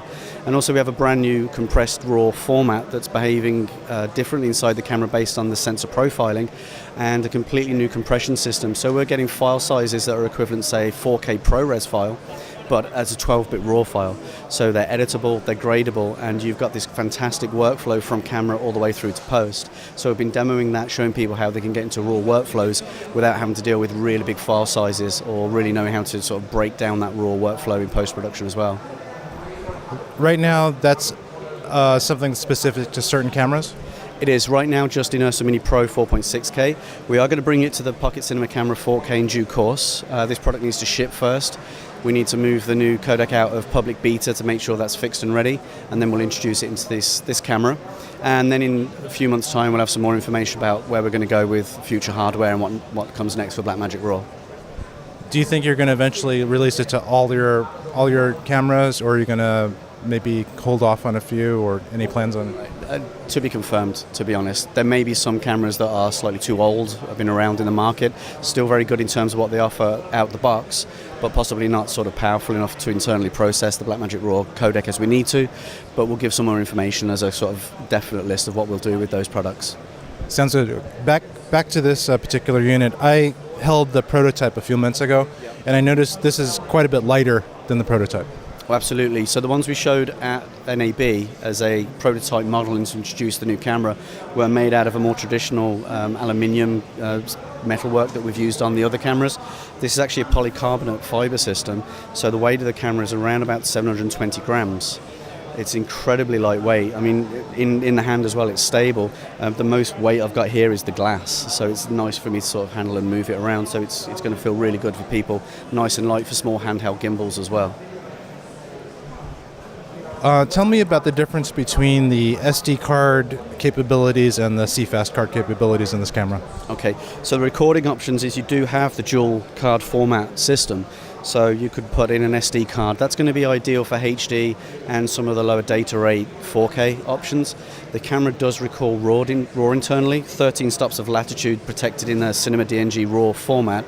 But that's where you're going to need to step up, say, a CFast card, so we've got the data rates, so you can record those files and make sure that they're all protected, recorded correctly, no drop frames, and take through to post. The other option you do have on the camera, though, which is unique to this particular camera, is a USB-C port on the side. And that means you can attach external storage over USB-C, record directly to flash drives or SSD drives. And the benefit there is you can actually plug that USB drive straight into post-production, say into DaVinci Resolve, and work straight off the media you recorded in the camera. So you've actually got 3 recording options built into the camera right now. Do you have the ability to record on the SD and the CFast and output at the same time, do proxies, things like that for backups? No, it's a single process channel. So it's one media type, one format at any time. So the choice would be internally between SD or the CFast card. And then if you are using external and you plug a USB-C in, what will actually happen in the menu structure, you'll see one of the options change to recognize USB-C is available, and it will lock out one of the other areas. So it's one format into one media type at any time. I see. Well, it's a very exciting camera. I probably will get one simply because you have this really high recording codec available, which really isn't available in most other small cameras like this. No, definitely. It's unique in that way, and this is something we've always said about our cinema products and the cameras that we put out for cinematic and filmmaking professionals, is we have great sensor technology. We're very proud of the new generation 4 color science that's gone into this product, but we also want to retain that. So we've always had RAW in the cameras. Right now it's Cinema DNG RAW, so it's the same RAW formats we've had throughout the range of our cameras to date. And as I said, though, we'll look to bring Blackmagic RAW into the camera in the future. Well, that's great. This is amazing stuff. You guys are doing some groundbreaking things with regard to quality and price points. I can't wait for this to come out and for the RAW format to be available. No, we're looking forward to see what people do with it, get some feedback, and just strive to keep improving the products for people. Thanks so much. Keith Moreau signing off for TechMove. That's Craig Heffernan from Blackmagic Design with Keith Moreau. Keith, the big announcement, couple of things there that I got from, of course, the Pocket Cinema 4K and the Blackmagic RAW compression codec. Give me your thoughts after seeing them both, and you had a little time to think about it. What did you think? The camera, actually like it even better than when I saw it a few months ago. The camera, I think the one I was holding was like a final model, so it was actually quite a bit lighter. I think the body's made out of some type of plastic, or I'm not positive it was plastic or not, but it seemed a lot lighter. So, but it still seemed well made. It didn't seem cheap. It seemed very solid. And I hope they come out soon, because I think it's going to be awesome. I think it's an amazing little camera if it can really deliver on what the specs are. And what do you think? I didn't hear if there was a price point on the camera or not. I didn't catch it. Maybe I had stepped away, or was there any price point for the camera? Yeah. I think it's going to be like $14.95. Okay. No. Actually less. $12.95. About $12.95 for something like that. Which is amazing. Is that something you might want to try? I think I'll get it because I think it's a good, high quality like C camera for if I really, really need to have something that I could grade a lot. Yeah. And or set it up and forget it. Simply because of just the codec, the high quality codecs that it records in. It can record in RAW. I don't know if I'd use RAW with it or not. I could, and could record different varieties of ProRes. And just having that, and the thing that's cool is you can plug in a USB 3 drive to it, and actually just have it recording on the drive. So you could have a really huge USB drive just hanging off of it, and just set it and forget it. With a power supply or something, set it and forget it, and kind of better than those other recorders that are out there, right? I mean, a little bit less cumbersome. USB 3s so available to everybody. Yeah, and the fact is you just need a drive. All you need is a USB 3 drive, and then it's spitting out the data to the drive, and then you could take that drive and then edit with it. You don't even need to copy it to anything necessarily to edit. So, and there's a lot of really inexpensive SSDs that are out there now. Yeah, that with bigger capacity too. Yeah. So, so I'm pretty excited about that, and I think it's a good. For $1,300, it's basically hardly anything, for this type of camera. Yeah. It's not going to be the kind of camera necessarily that you would like maybe want to run and gun with. I have a feeling like it's going to be a bit limited in that regard because there's a big back screen, but you might not be able to run and gun with it just because of focusing and other issues that you might need to have some external stuff hanging off of it, and then at that point it starts getting kind of big. Also, I don't think it has built-in NDs, which is not necessarily a deal breaker. But just compare this camera to the GH5. Okay. Yep. GH5 doesn't record RAW, doesn't record ProRes, has a pretty high bit rate, 400 megabits. This has way higher bit rates, way higher bit depths. GH5 has 10-bit. This has probably 12-bit if you go in RAW, and has the ability to offload record really easily. Has a built-in huge screen, which is great. Not sure how great it is in light. That's an issue. Sunlight might be an issue. Might wash it out. But still, just as a kind of a crash cam, or a set it and forget it cam, or a C cam, maybe like a wide shot with really super high resolution and dynamic range that you don't necessarily want to mess with, which I use GH4s and GH5s for all the time. Pretty inexpensive little rig. Well, and let's face it, by the looks of it, much smaller body. Then what?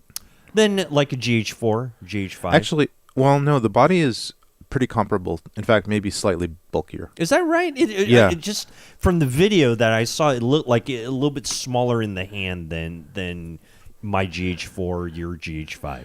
A little smaller. It might be a little deceiving. It's actually really? A little bit bigger. Yeah, it's a little bit bigger. Right. Imagine your 5-inch iPhone spread across the back of a camera. That's about how big that thing is. It's a little bit wider. And look at that lens that's on there. That's like a typical Panasonic lens, and see how small that lens is. Yeah. On the camera, so that kind of gives you an idea of it. It's not huge. It's just about the same size as a GH5, maybe slightly wider, maybe a little. So really, because that was one of the big things I was thinking about, is that why not just use a GH4, GH5 for your for your C roll, for 4K. But I think you pretty much said it right there. The codecs, the ability to work with post from it is maybe a little bit better than what we can get from the Panasonic stuff.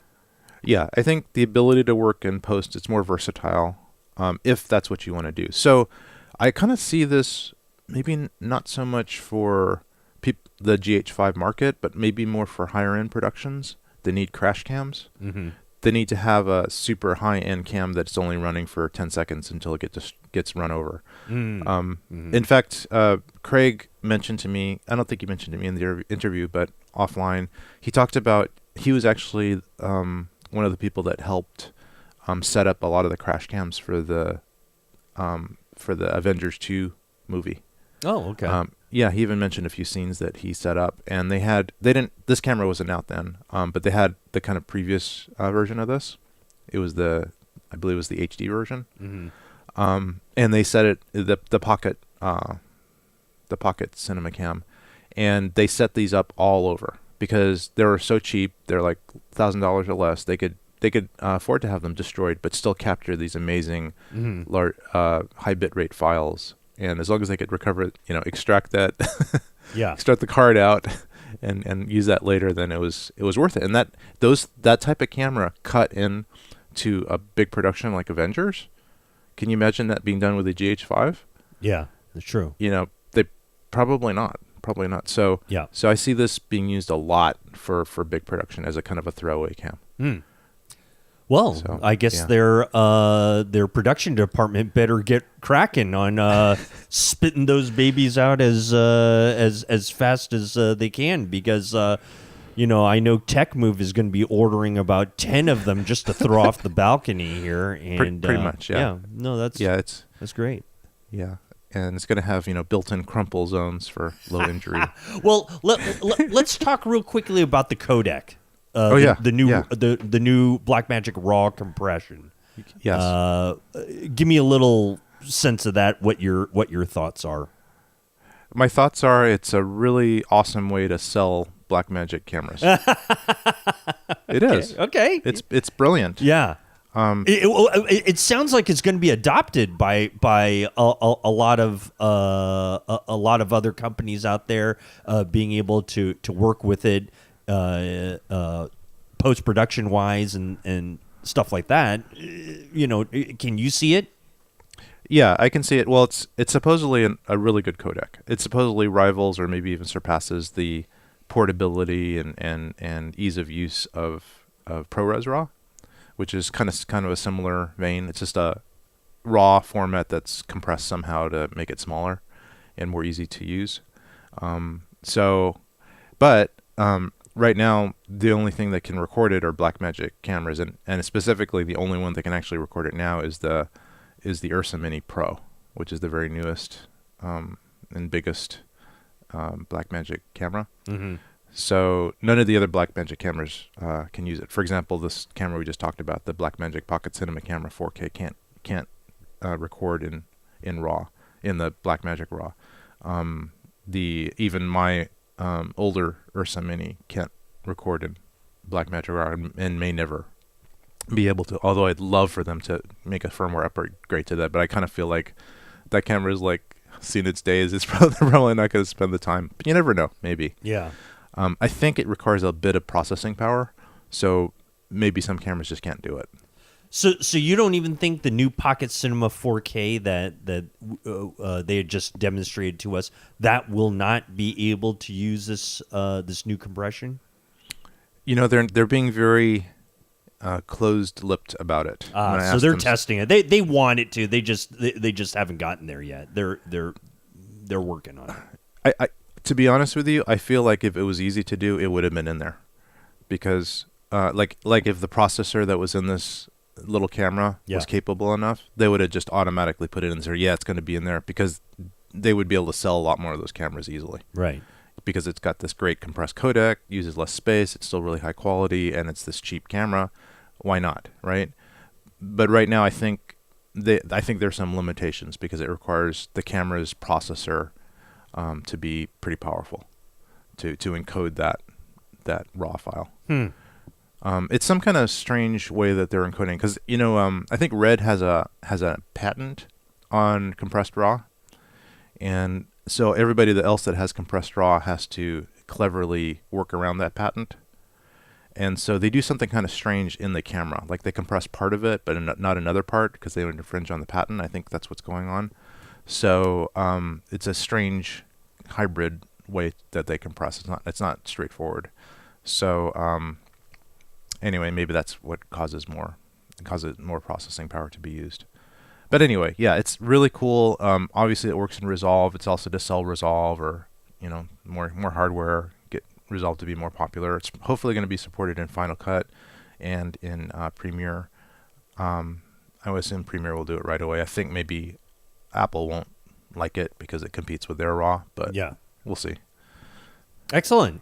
Good. Yeah. Good. Well, that is Craig Heffernan from BlackMagic Design and Keith Moreau. Thanks, Keith, for finding Craig and getting him to show us all this great stuff. And we're excited to kind of see how the Pocket Cinema 4K camera is gonna look in your hands, and then we'll stay tuned as far as the new BlackMagic RAW codec and how widely used it can be and who can use it. So that'll be exciting to see.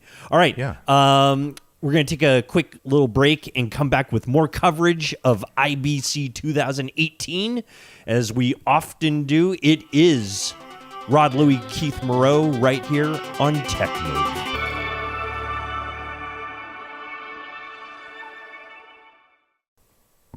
So, ladies and gentlemen, we want to introduce to you a new kind of topic segment. I don't know. We might turn it into a segment only because this seems to happen quite often. Yes. And we've tentatively titled this segment, "Why is Something Always Missing?" And Keith, it brings to mind something that you've wanted to talk about and something that I've thought about. Like the differences between the GH5 and the GH5S.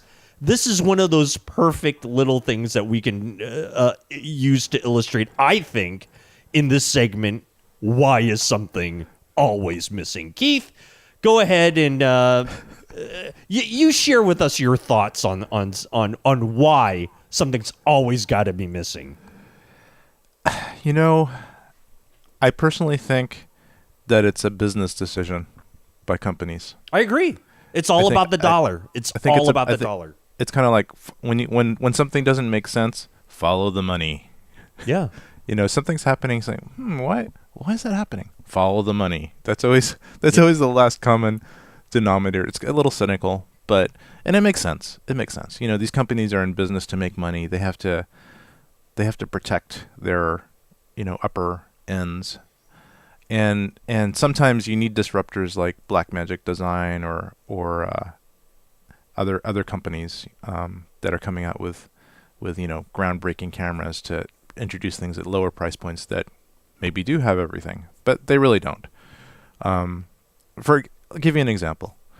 Panasonic GH5, GH5S. Yep. Kind of awesome cameras. They're great cameras. Yeah, they're micro four thirds. Okay, so they don't have full frame, but that's okay. We'll give them a pass on that. But they've got so many good things. Good codecs. They've got pretty good dynamic range. Nowadays they're getting better color, good resolution, more than 4K resolution in some cases. But what don't they have that bugs me? They don't have punch-in focus while you're actually recording. Sometimes when you're actually recording, you need to check to see if you're actually in focus.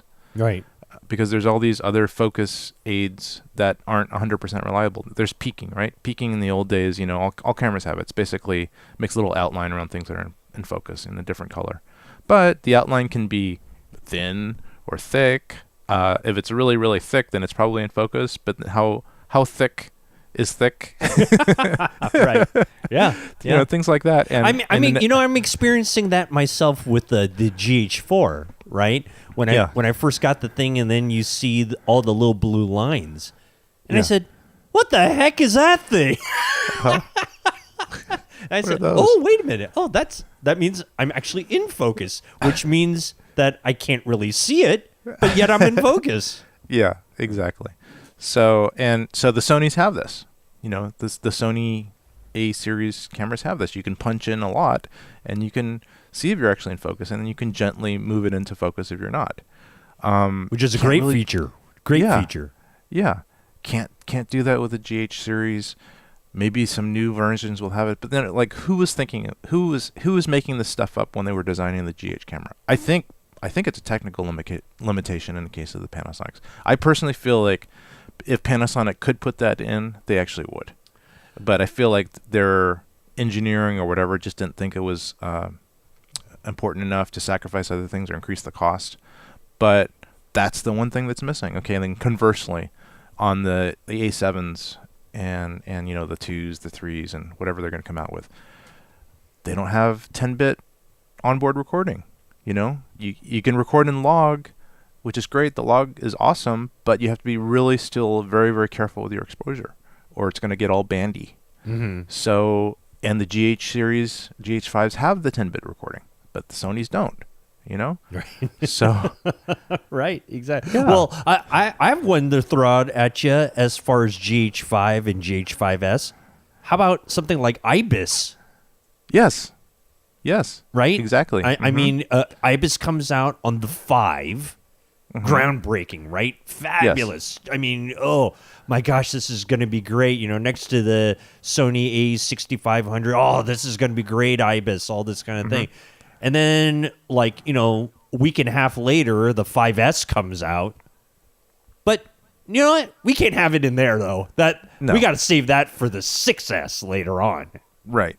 So now you're relegated to using, you know, the lenses that are stabilized if you're doing handheld, and there's a limited selection of stabilized lenses, you know, and I want to use a prime lens. I don't want to use a stabilized zoom lens for in shots. I want it to be the super best quality, but I can't really do it handheld unless I have some type of stabilizing rig on it. So because you get all these little micro jitters, right? And so again, like, why can't we have everything? Another example of IBIS is I have a Canon C200. It's awesome. It's not that big. It records in RAW if I need it to. It records in a nice 8-bit codec if I need to, but it doesn't have 10-bit compressed codec. It just has RAW.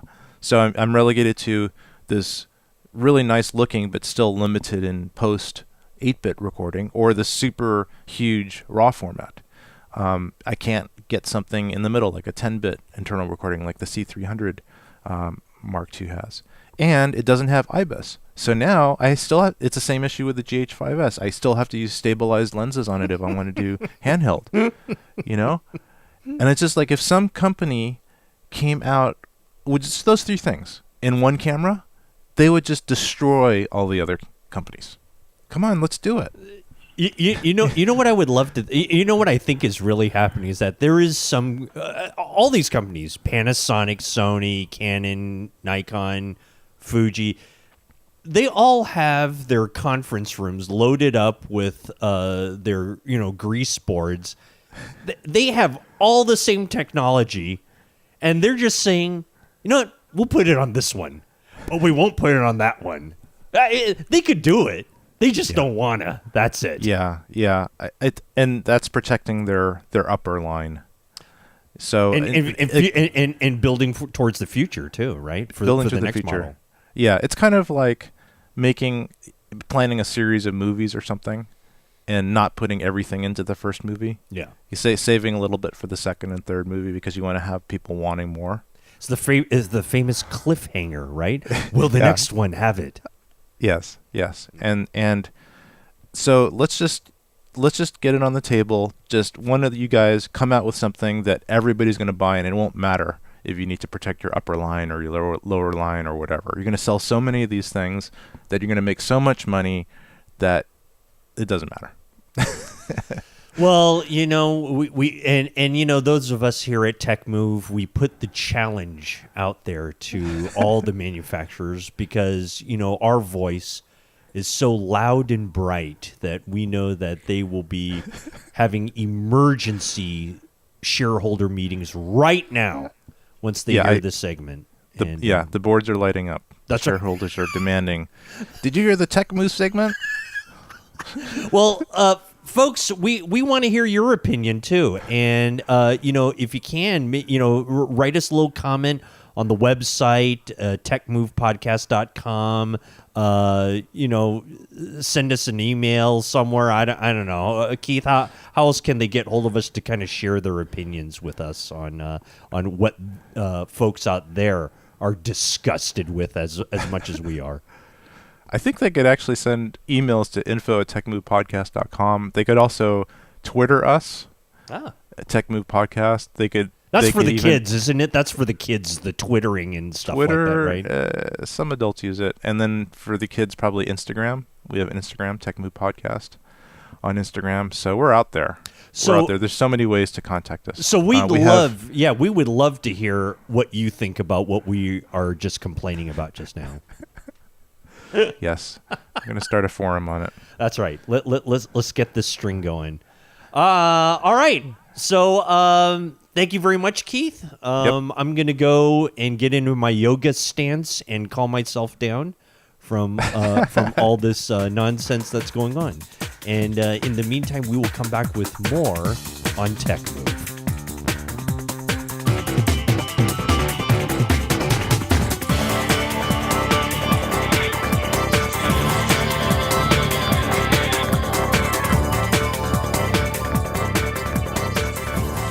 Well, that concludes our coverage of 2018's IBC show. And Keith, thanks so much for grabbing all those great friends of the show. Yep. And really forcing them to speak with us about all the new gear and products that they have going. There's quite a few things out there. Yeah, there are quite a few things. I think that several things were announced kind of like after the show, like right after the show, or they were just kind of new, or they were maybe just not there.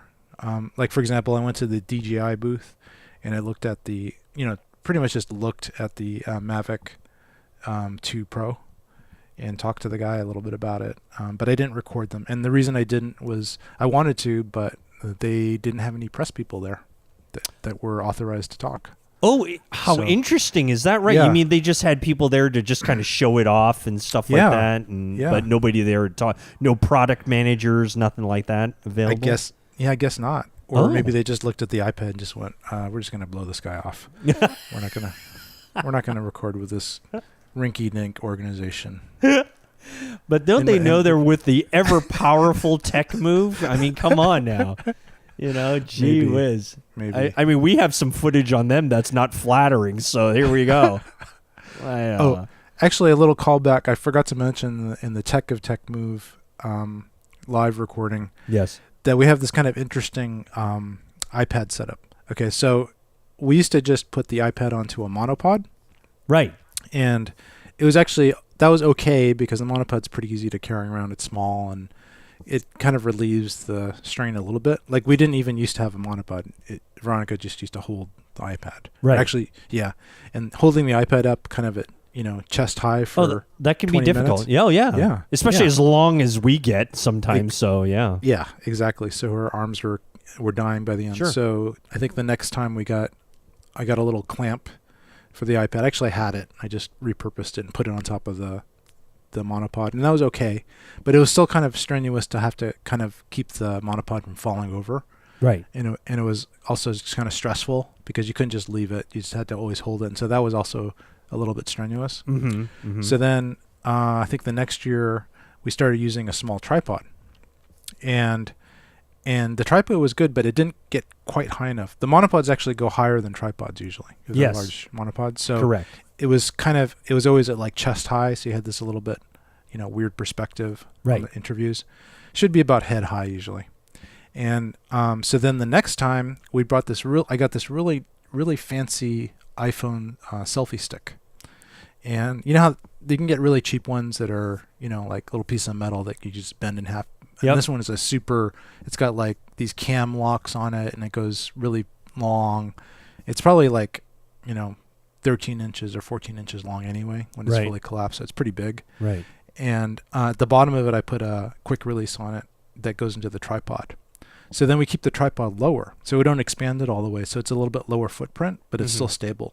So it's not super spread out. And that's good because then people won't trip over it. Oh, that's good. Yeah. And then we just extend up this little selfie stick, which is basically like a monopod, just that it's attached to the top of the tripod head, and just extend it up as high or low as we want. And she can just easily move that around. So that's our fancy technology that we're using. And how is the iPad being clamped? Is it do you have one of those iPad grips specifically for that with a tripod screw on there? Yeah, it's a pretty cheapo clamp that I got a long time ago, years ago, and it's got a kind of a springiness to it, so you could pull it apart and then clamp it. Right, and it just goes on the diagonal corners. Okay, so you just clamp it on the diagonal corners. It doesn't work too well with the case. In fact, the little adapter that I use for the XLR doesn't go into the case because the case hole is not big enough. Right. So I just take the, kind of riskily take off the case of the iPad, so it's just kind of naked there. Right, and the iPad is just right there, ready to slip out of the clip at any moment. Yeah. Yes, because Apple puts super slippery anti-friction coating on all their devices, and they're slippery to begin with. I'm not sure if Apple is entering some type of, like those games where there's the puck where you like do the broom in front of the ice or whatever you mean it is. Broom ball.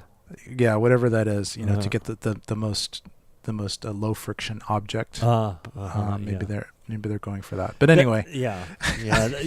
Well, and hey, can somebody spell Apple Care? Anyway, exactly. I have it. Sure. Won't go home without it. Sure. In fact, I'm actually, speaking of Apple Care, I'm taking my slippery new iPhone XS out of the case here.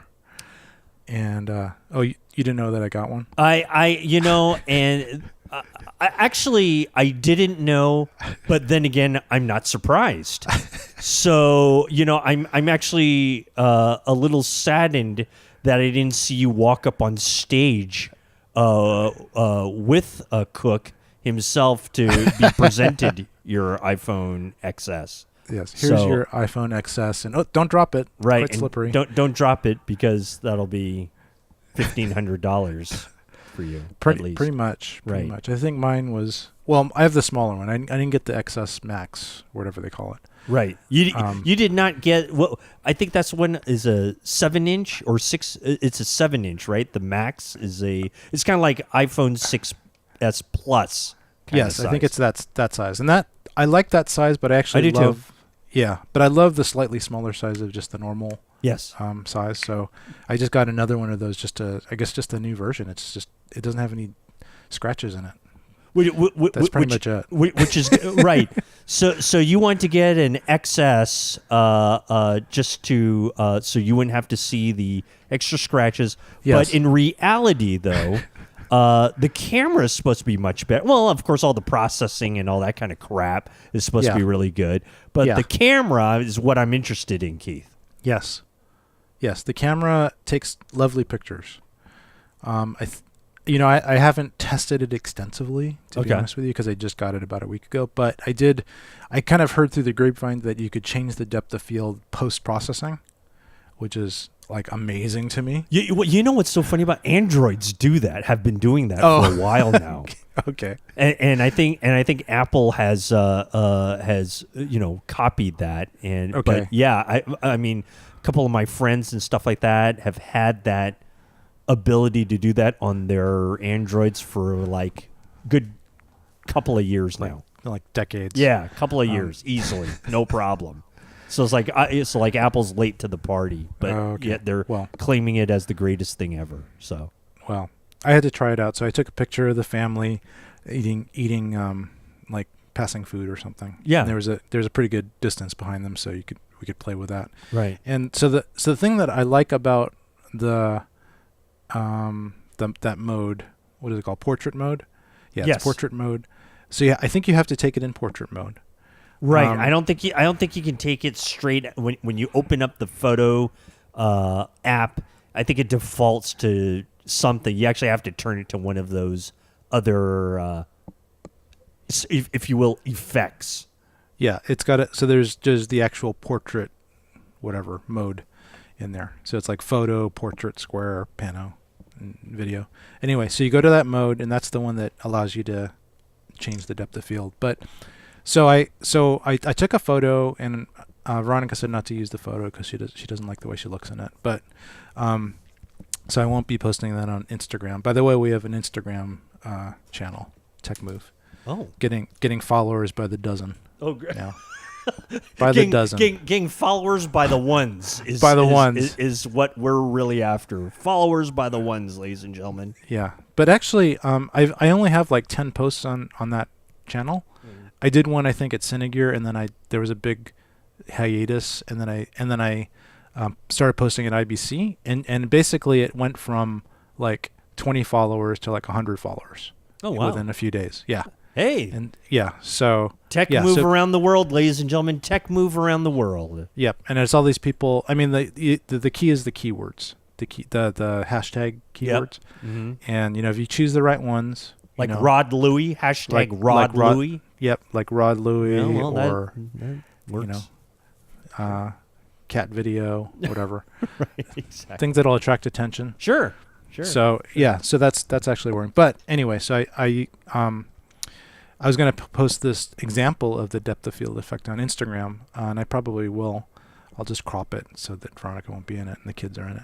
Right. But so it was really cool, and I just, after the fact, it was kind of the background was a little bit blurry, and it's a pretty wide shot too, which is really interesting. It's not a typical portrait. Yeah. Which I found, like the earlier version of the phone, you had the subject had to be pretty close to have that effect show up. Sure. But the kids were, I don't know, like 5 or 6 feet away, and it was still able to blur the background out behind them. Yeah, it's really an amazing technology. Yeah, it really is fabulous. Yeah, and so then later I went to the editing, and then I guess with that type of photo, you can actually choose to edit the depth of field. I'm going to go in there. I'm just looking at my phone for that photo, and I'm going to try to edit. Yeah, so I have this thing, and if I click edit, I have this photo. If I clicked edit, the first thing that comes up is a depth, kind of a depth slider. And so right now it's at f1.4, so the background is super blurry. And if I slide it to the right, all the way it goes like f4, f6.3, f11, f16, and at f16 the background's pretty sharp. Still slightly blurry, but it's really, really interesting. And then not only that, but you can also do these other effects, like these studio effects with it if you want. You can put them in with a different background. How do I do that? Yeah, stage light. So if you put it on the stage light like mode, you can actually kind of tell how they do this. They basically kind of draw around the people, draw around the subjects that are close. Right. And then they basically just blur out the background. So there's kind of like photoshopping in a way. It's like drawing a really good mask around an object, and then making 2 layers, and then blurring one layer and keeping the other one sharp. Now they had spotlight on our original X's. You mean is it portrait? different? Yeah, in the portrait and that spotlight. Oh, the spotlight. Effect. Yeah. Yeah. So do you think it's any different? Do you think it's about the same? I think it's better quality. I think it's able to cut out the people better, and it looks a little more natural. Yeah. The photos look amazing. Because the old one kind of looked like one of those things where it's like a LinkedIn photo, right? Where it just kind of puts the circle around your face, and then darkens everything else around that. Yes. This actually just basically creates a mask, like a black mask around people, so it looks like they're in a studio with a black background. So so I'm actually really pleased with that. I haven't fully tested the phone, but I got the large memory version. I got the 512 gigabyte version. Wow, that's huge. Yeah, because I just never want to run out of memory ever. Right. It's like the worst thing ever to have to go, like you're in the middle of something and then you can't record anymore. It's like, what's wrong with my phone? What's wrong with my phone? It's not recording. Right. It should tell you you're out of memory, but it just stops recording. Right. I don't want that to ever happen again. So yeah, I will always be purchasing the maximum amount of memory on my phones. Yeah, I have the on the original X. The max is 128. Is that correct? Is it 128? I think it might have been 256. I think 128 might have been just the default. I forgot which one I have. But you know what? I'm one of those who actually is so afraid of what you just talked about that I often offload all my photos and videos externally and then, make room for it so I don't have to, have it there and stuff like that in case I lose it. Yes. So. Yeah, I do that too, but sometimes I forget. Sure. And I just don't always want to have to check what my memory status is before I start shooting. Yeah. And it's always happened to Veronica. So I'm just give her my phone. Right. Here, just use this. Right. Well, good. Okay, so all in all, the iPhone XS review will probably be coming up in the coming episodes of Tech Move, as Keith gets a little bit more acquainted with this new thing. Let's talk about a couple other new things that have hit the market. I have seen some commercials for a new Canon product, and it's a Canon. I'm just going to say, I think it's just called Canon R. Yeah. The letter R for Rod Louie, and they're talking about what the lens programs to the camera or something of that nature. What do you know about this, Keith? What do you know about this particular item? So this particular item is kind of revolutionary for Canon. It's a full frame mirrorless system, their first full frame mirrorless they've ever come out with. And they kind of touted that. Although I think in video it's only APS-C. I'm not sure if it's full frame. Mm-hmm. So a lot of people are getting down on that for them. I don't personally care. But just because, pretty much all movie cameras are APS-C. Right.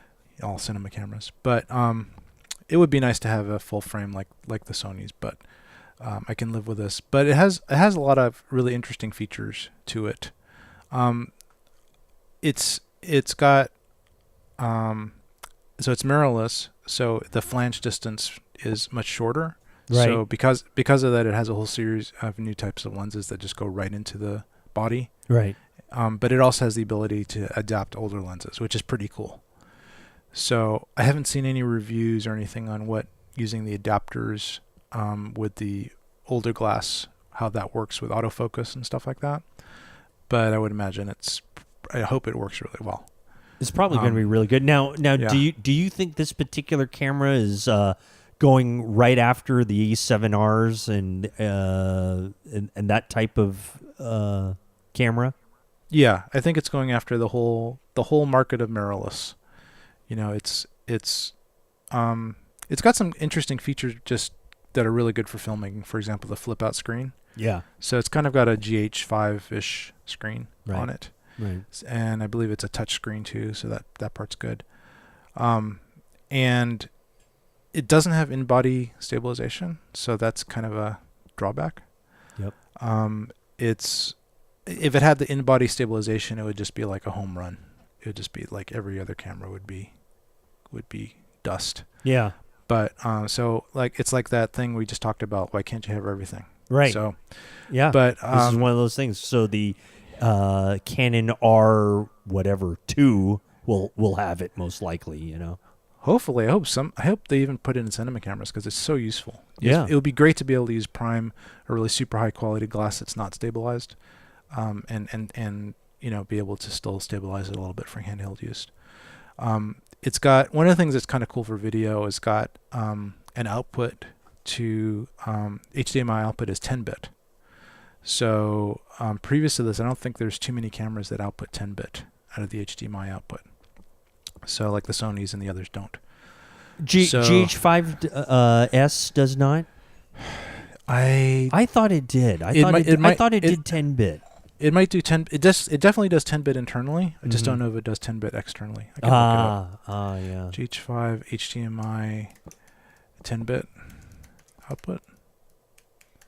Don't know. I know it records for sure in the 10-bit, like you said, but I'm not sure about the output of it all through HDMI. Not sure. Yeah, I think it's limitations. I think it's complicated, but you can do it. Yeah, because there's a little hint on Atomos sites on how to do that. Oh, okay. Yeah, you have to. HDMI record output is set to 10-bit 422 under motion picture menu. Yeah, so I guess you can do that. So that's pretty cool. So I guess this is just one of the first,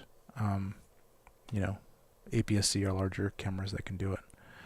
So yeah, so I think it's good. I think it's really cool for Canon. I'm glad they created an adapter for it. I think they definitely need to go into the modern age of mirrorless cameras. I think DSLRs are kind of obsolete at this point. Yeah.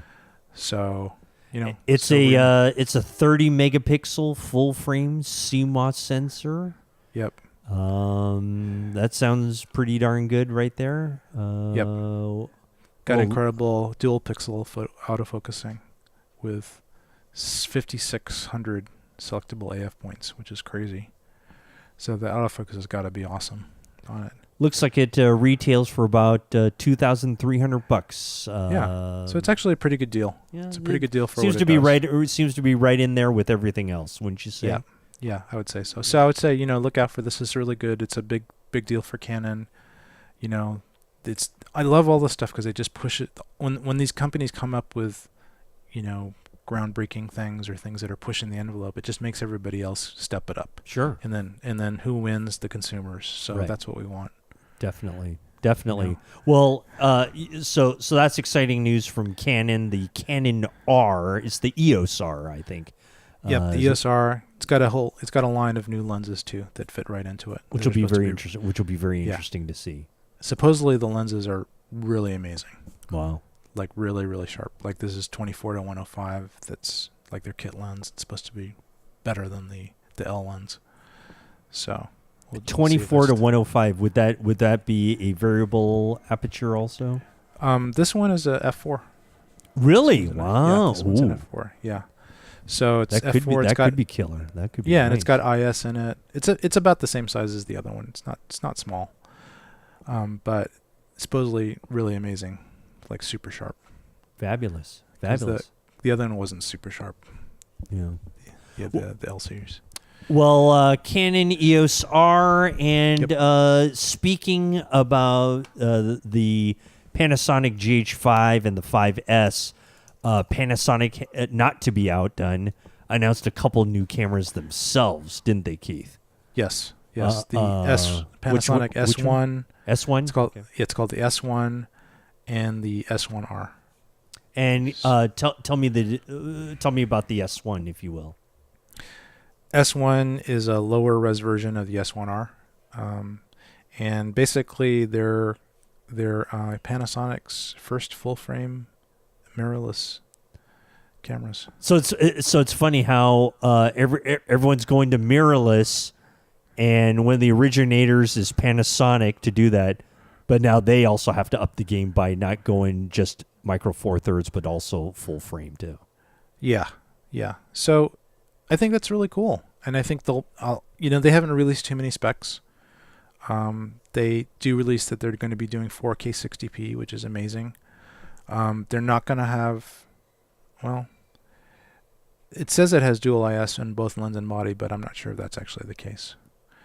I thought it did not have IS on the body, but if it does, that's going to blow that camera we just talked about, the Canon R, out of the water. Yeah.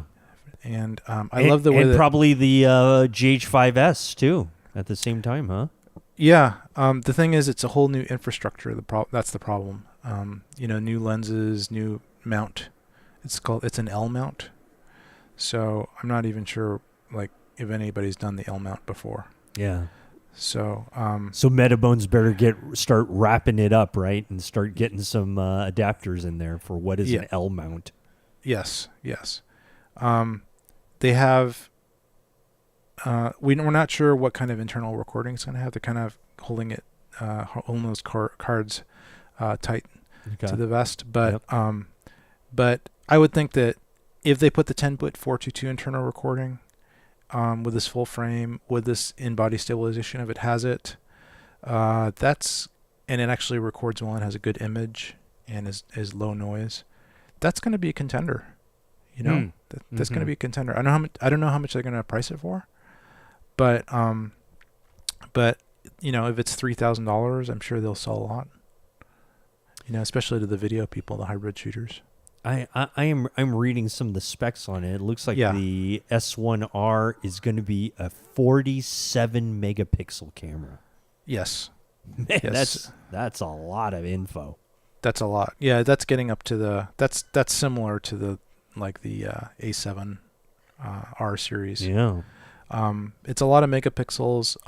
I think video would be better served with the lower resolution one. Mm-hmm. Just less processing, less compressing. But who knows? Maybe the high resolution one's gonna do all that great stuff that the A7Rs do.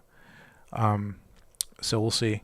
But yeah, I'm hoping this is gonna be out maybe by NAB, and we can check it out at that point. That would be pretty fabulous if that were to happen. That would be terrific. Yeah. I mean that's awesome. Yeah. Good. So we'll see. Yeah. So that's the Panasonic SR1 and the S1. I don't like Keith says. I don't think they've announced a date for release yet. But you didn't happen to see anything at the shows or anything about it, did you? No, nothing. Nothing. In fact, I don't think I even went by Panasonic's booth. Oh, interesting. Okay. Yeah, and I think it was just recently announced, so Okay. we probably just talked to some marketing guy about what they can't reveal. Yeah. And just show a picture of it. Yeah. But we'll see. Panasonic's being pretty good with teasing stuff. Yeah. Like they did that with the EVA1, and they're probably going to do that with this. Maybe we'll see like a cheesecloth covered version of this at the NAB. Right. And Good. then Cinegear, it'll be out of the cloth. Right. Who knows? Right. Yeah, I'm sure they're working hard for it. That's good. Yes. All right, Keith. Anything else new out there that you can think of? I thought we touched on a little bit on the Mavic 2 Pro. Anything else you wanted to touch on that? You got one of those, didn't you? Don't you have No. No. Is it out yet, or is it going to No. be out? I think it's maybe released to a few select people. It's about to be available in mass pretty soon, like within beginning of October-ish, middle of October. So the Mavic is just a fantastic piece of equipment. And It's kind of amazing. Right. Yeah. So what is this Mavic 2 Pro? How is it going to outdo that?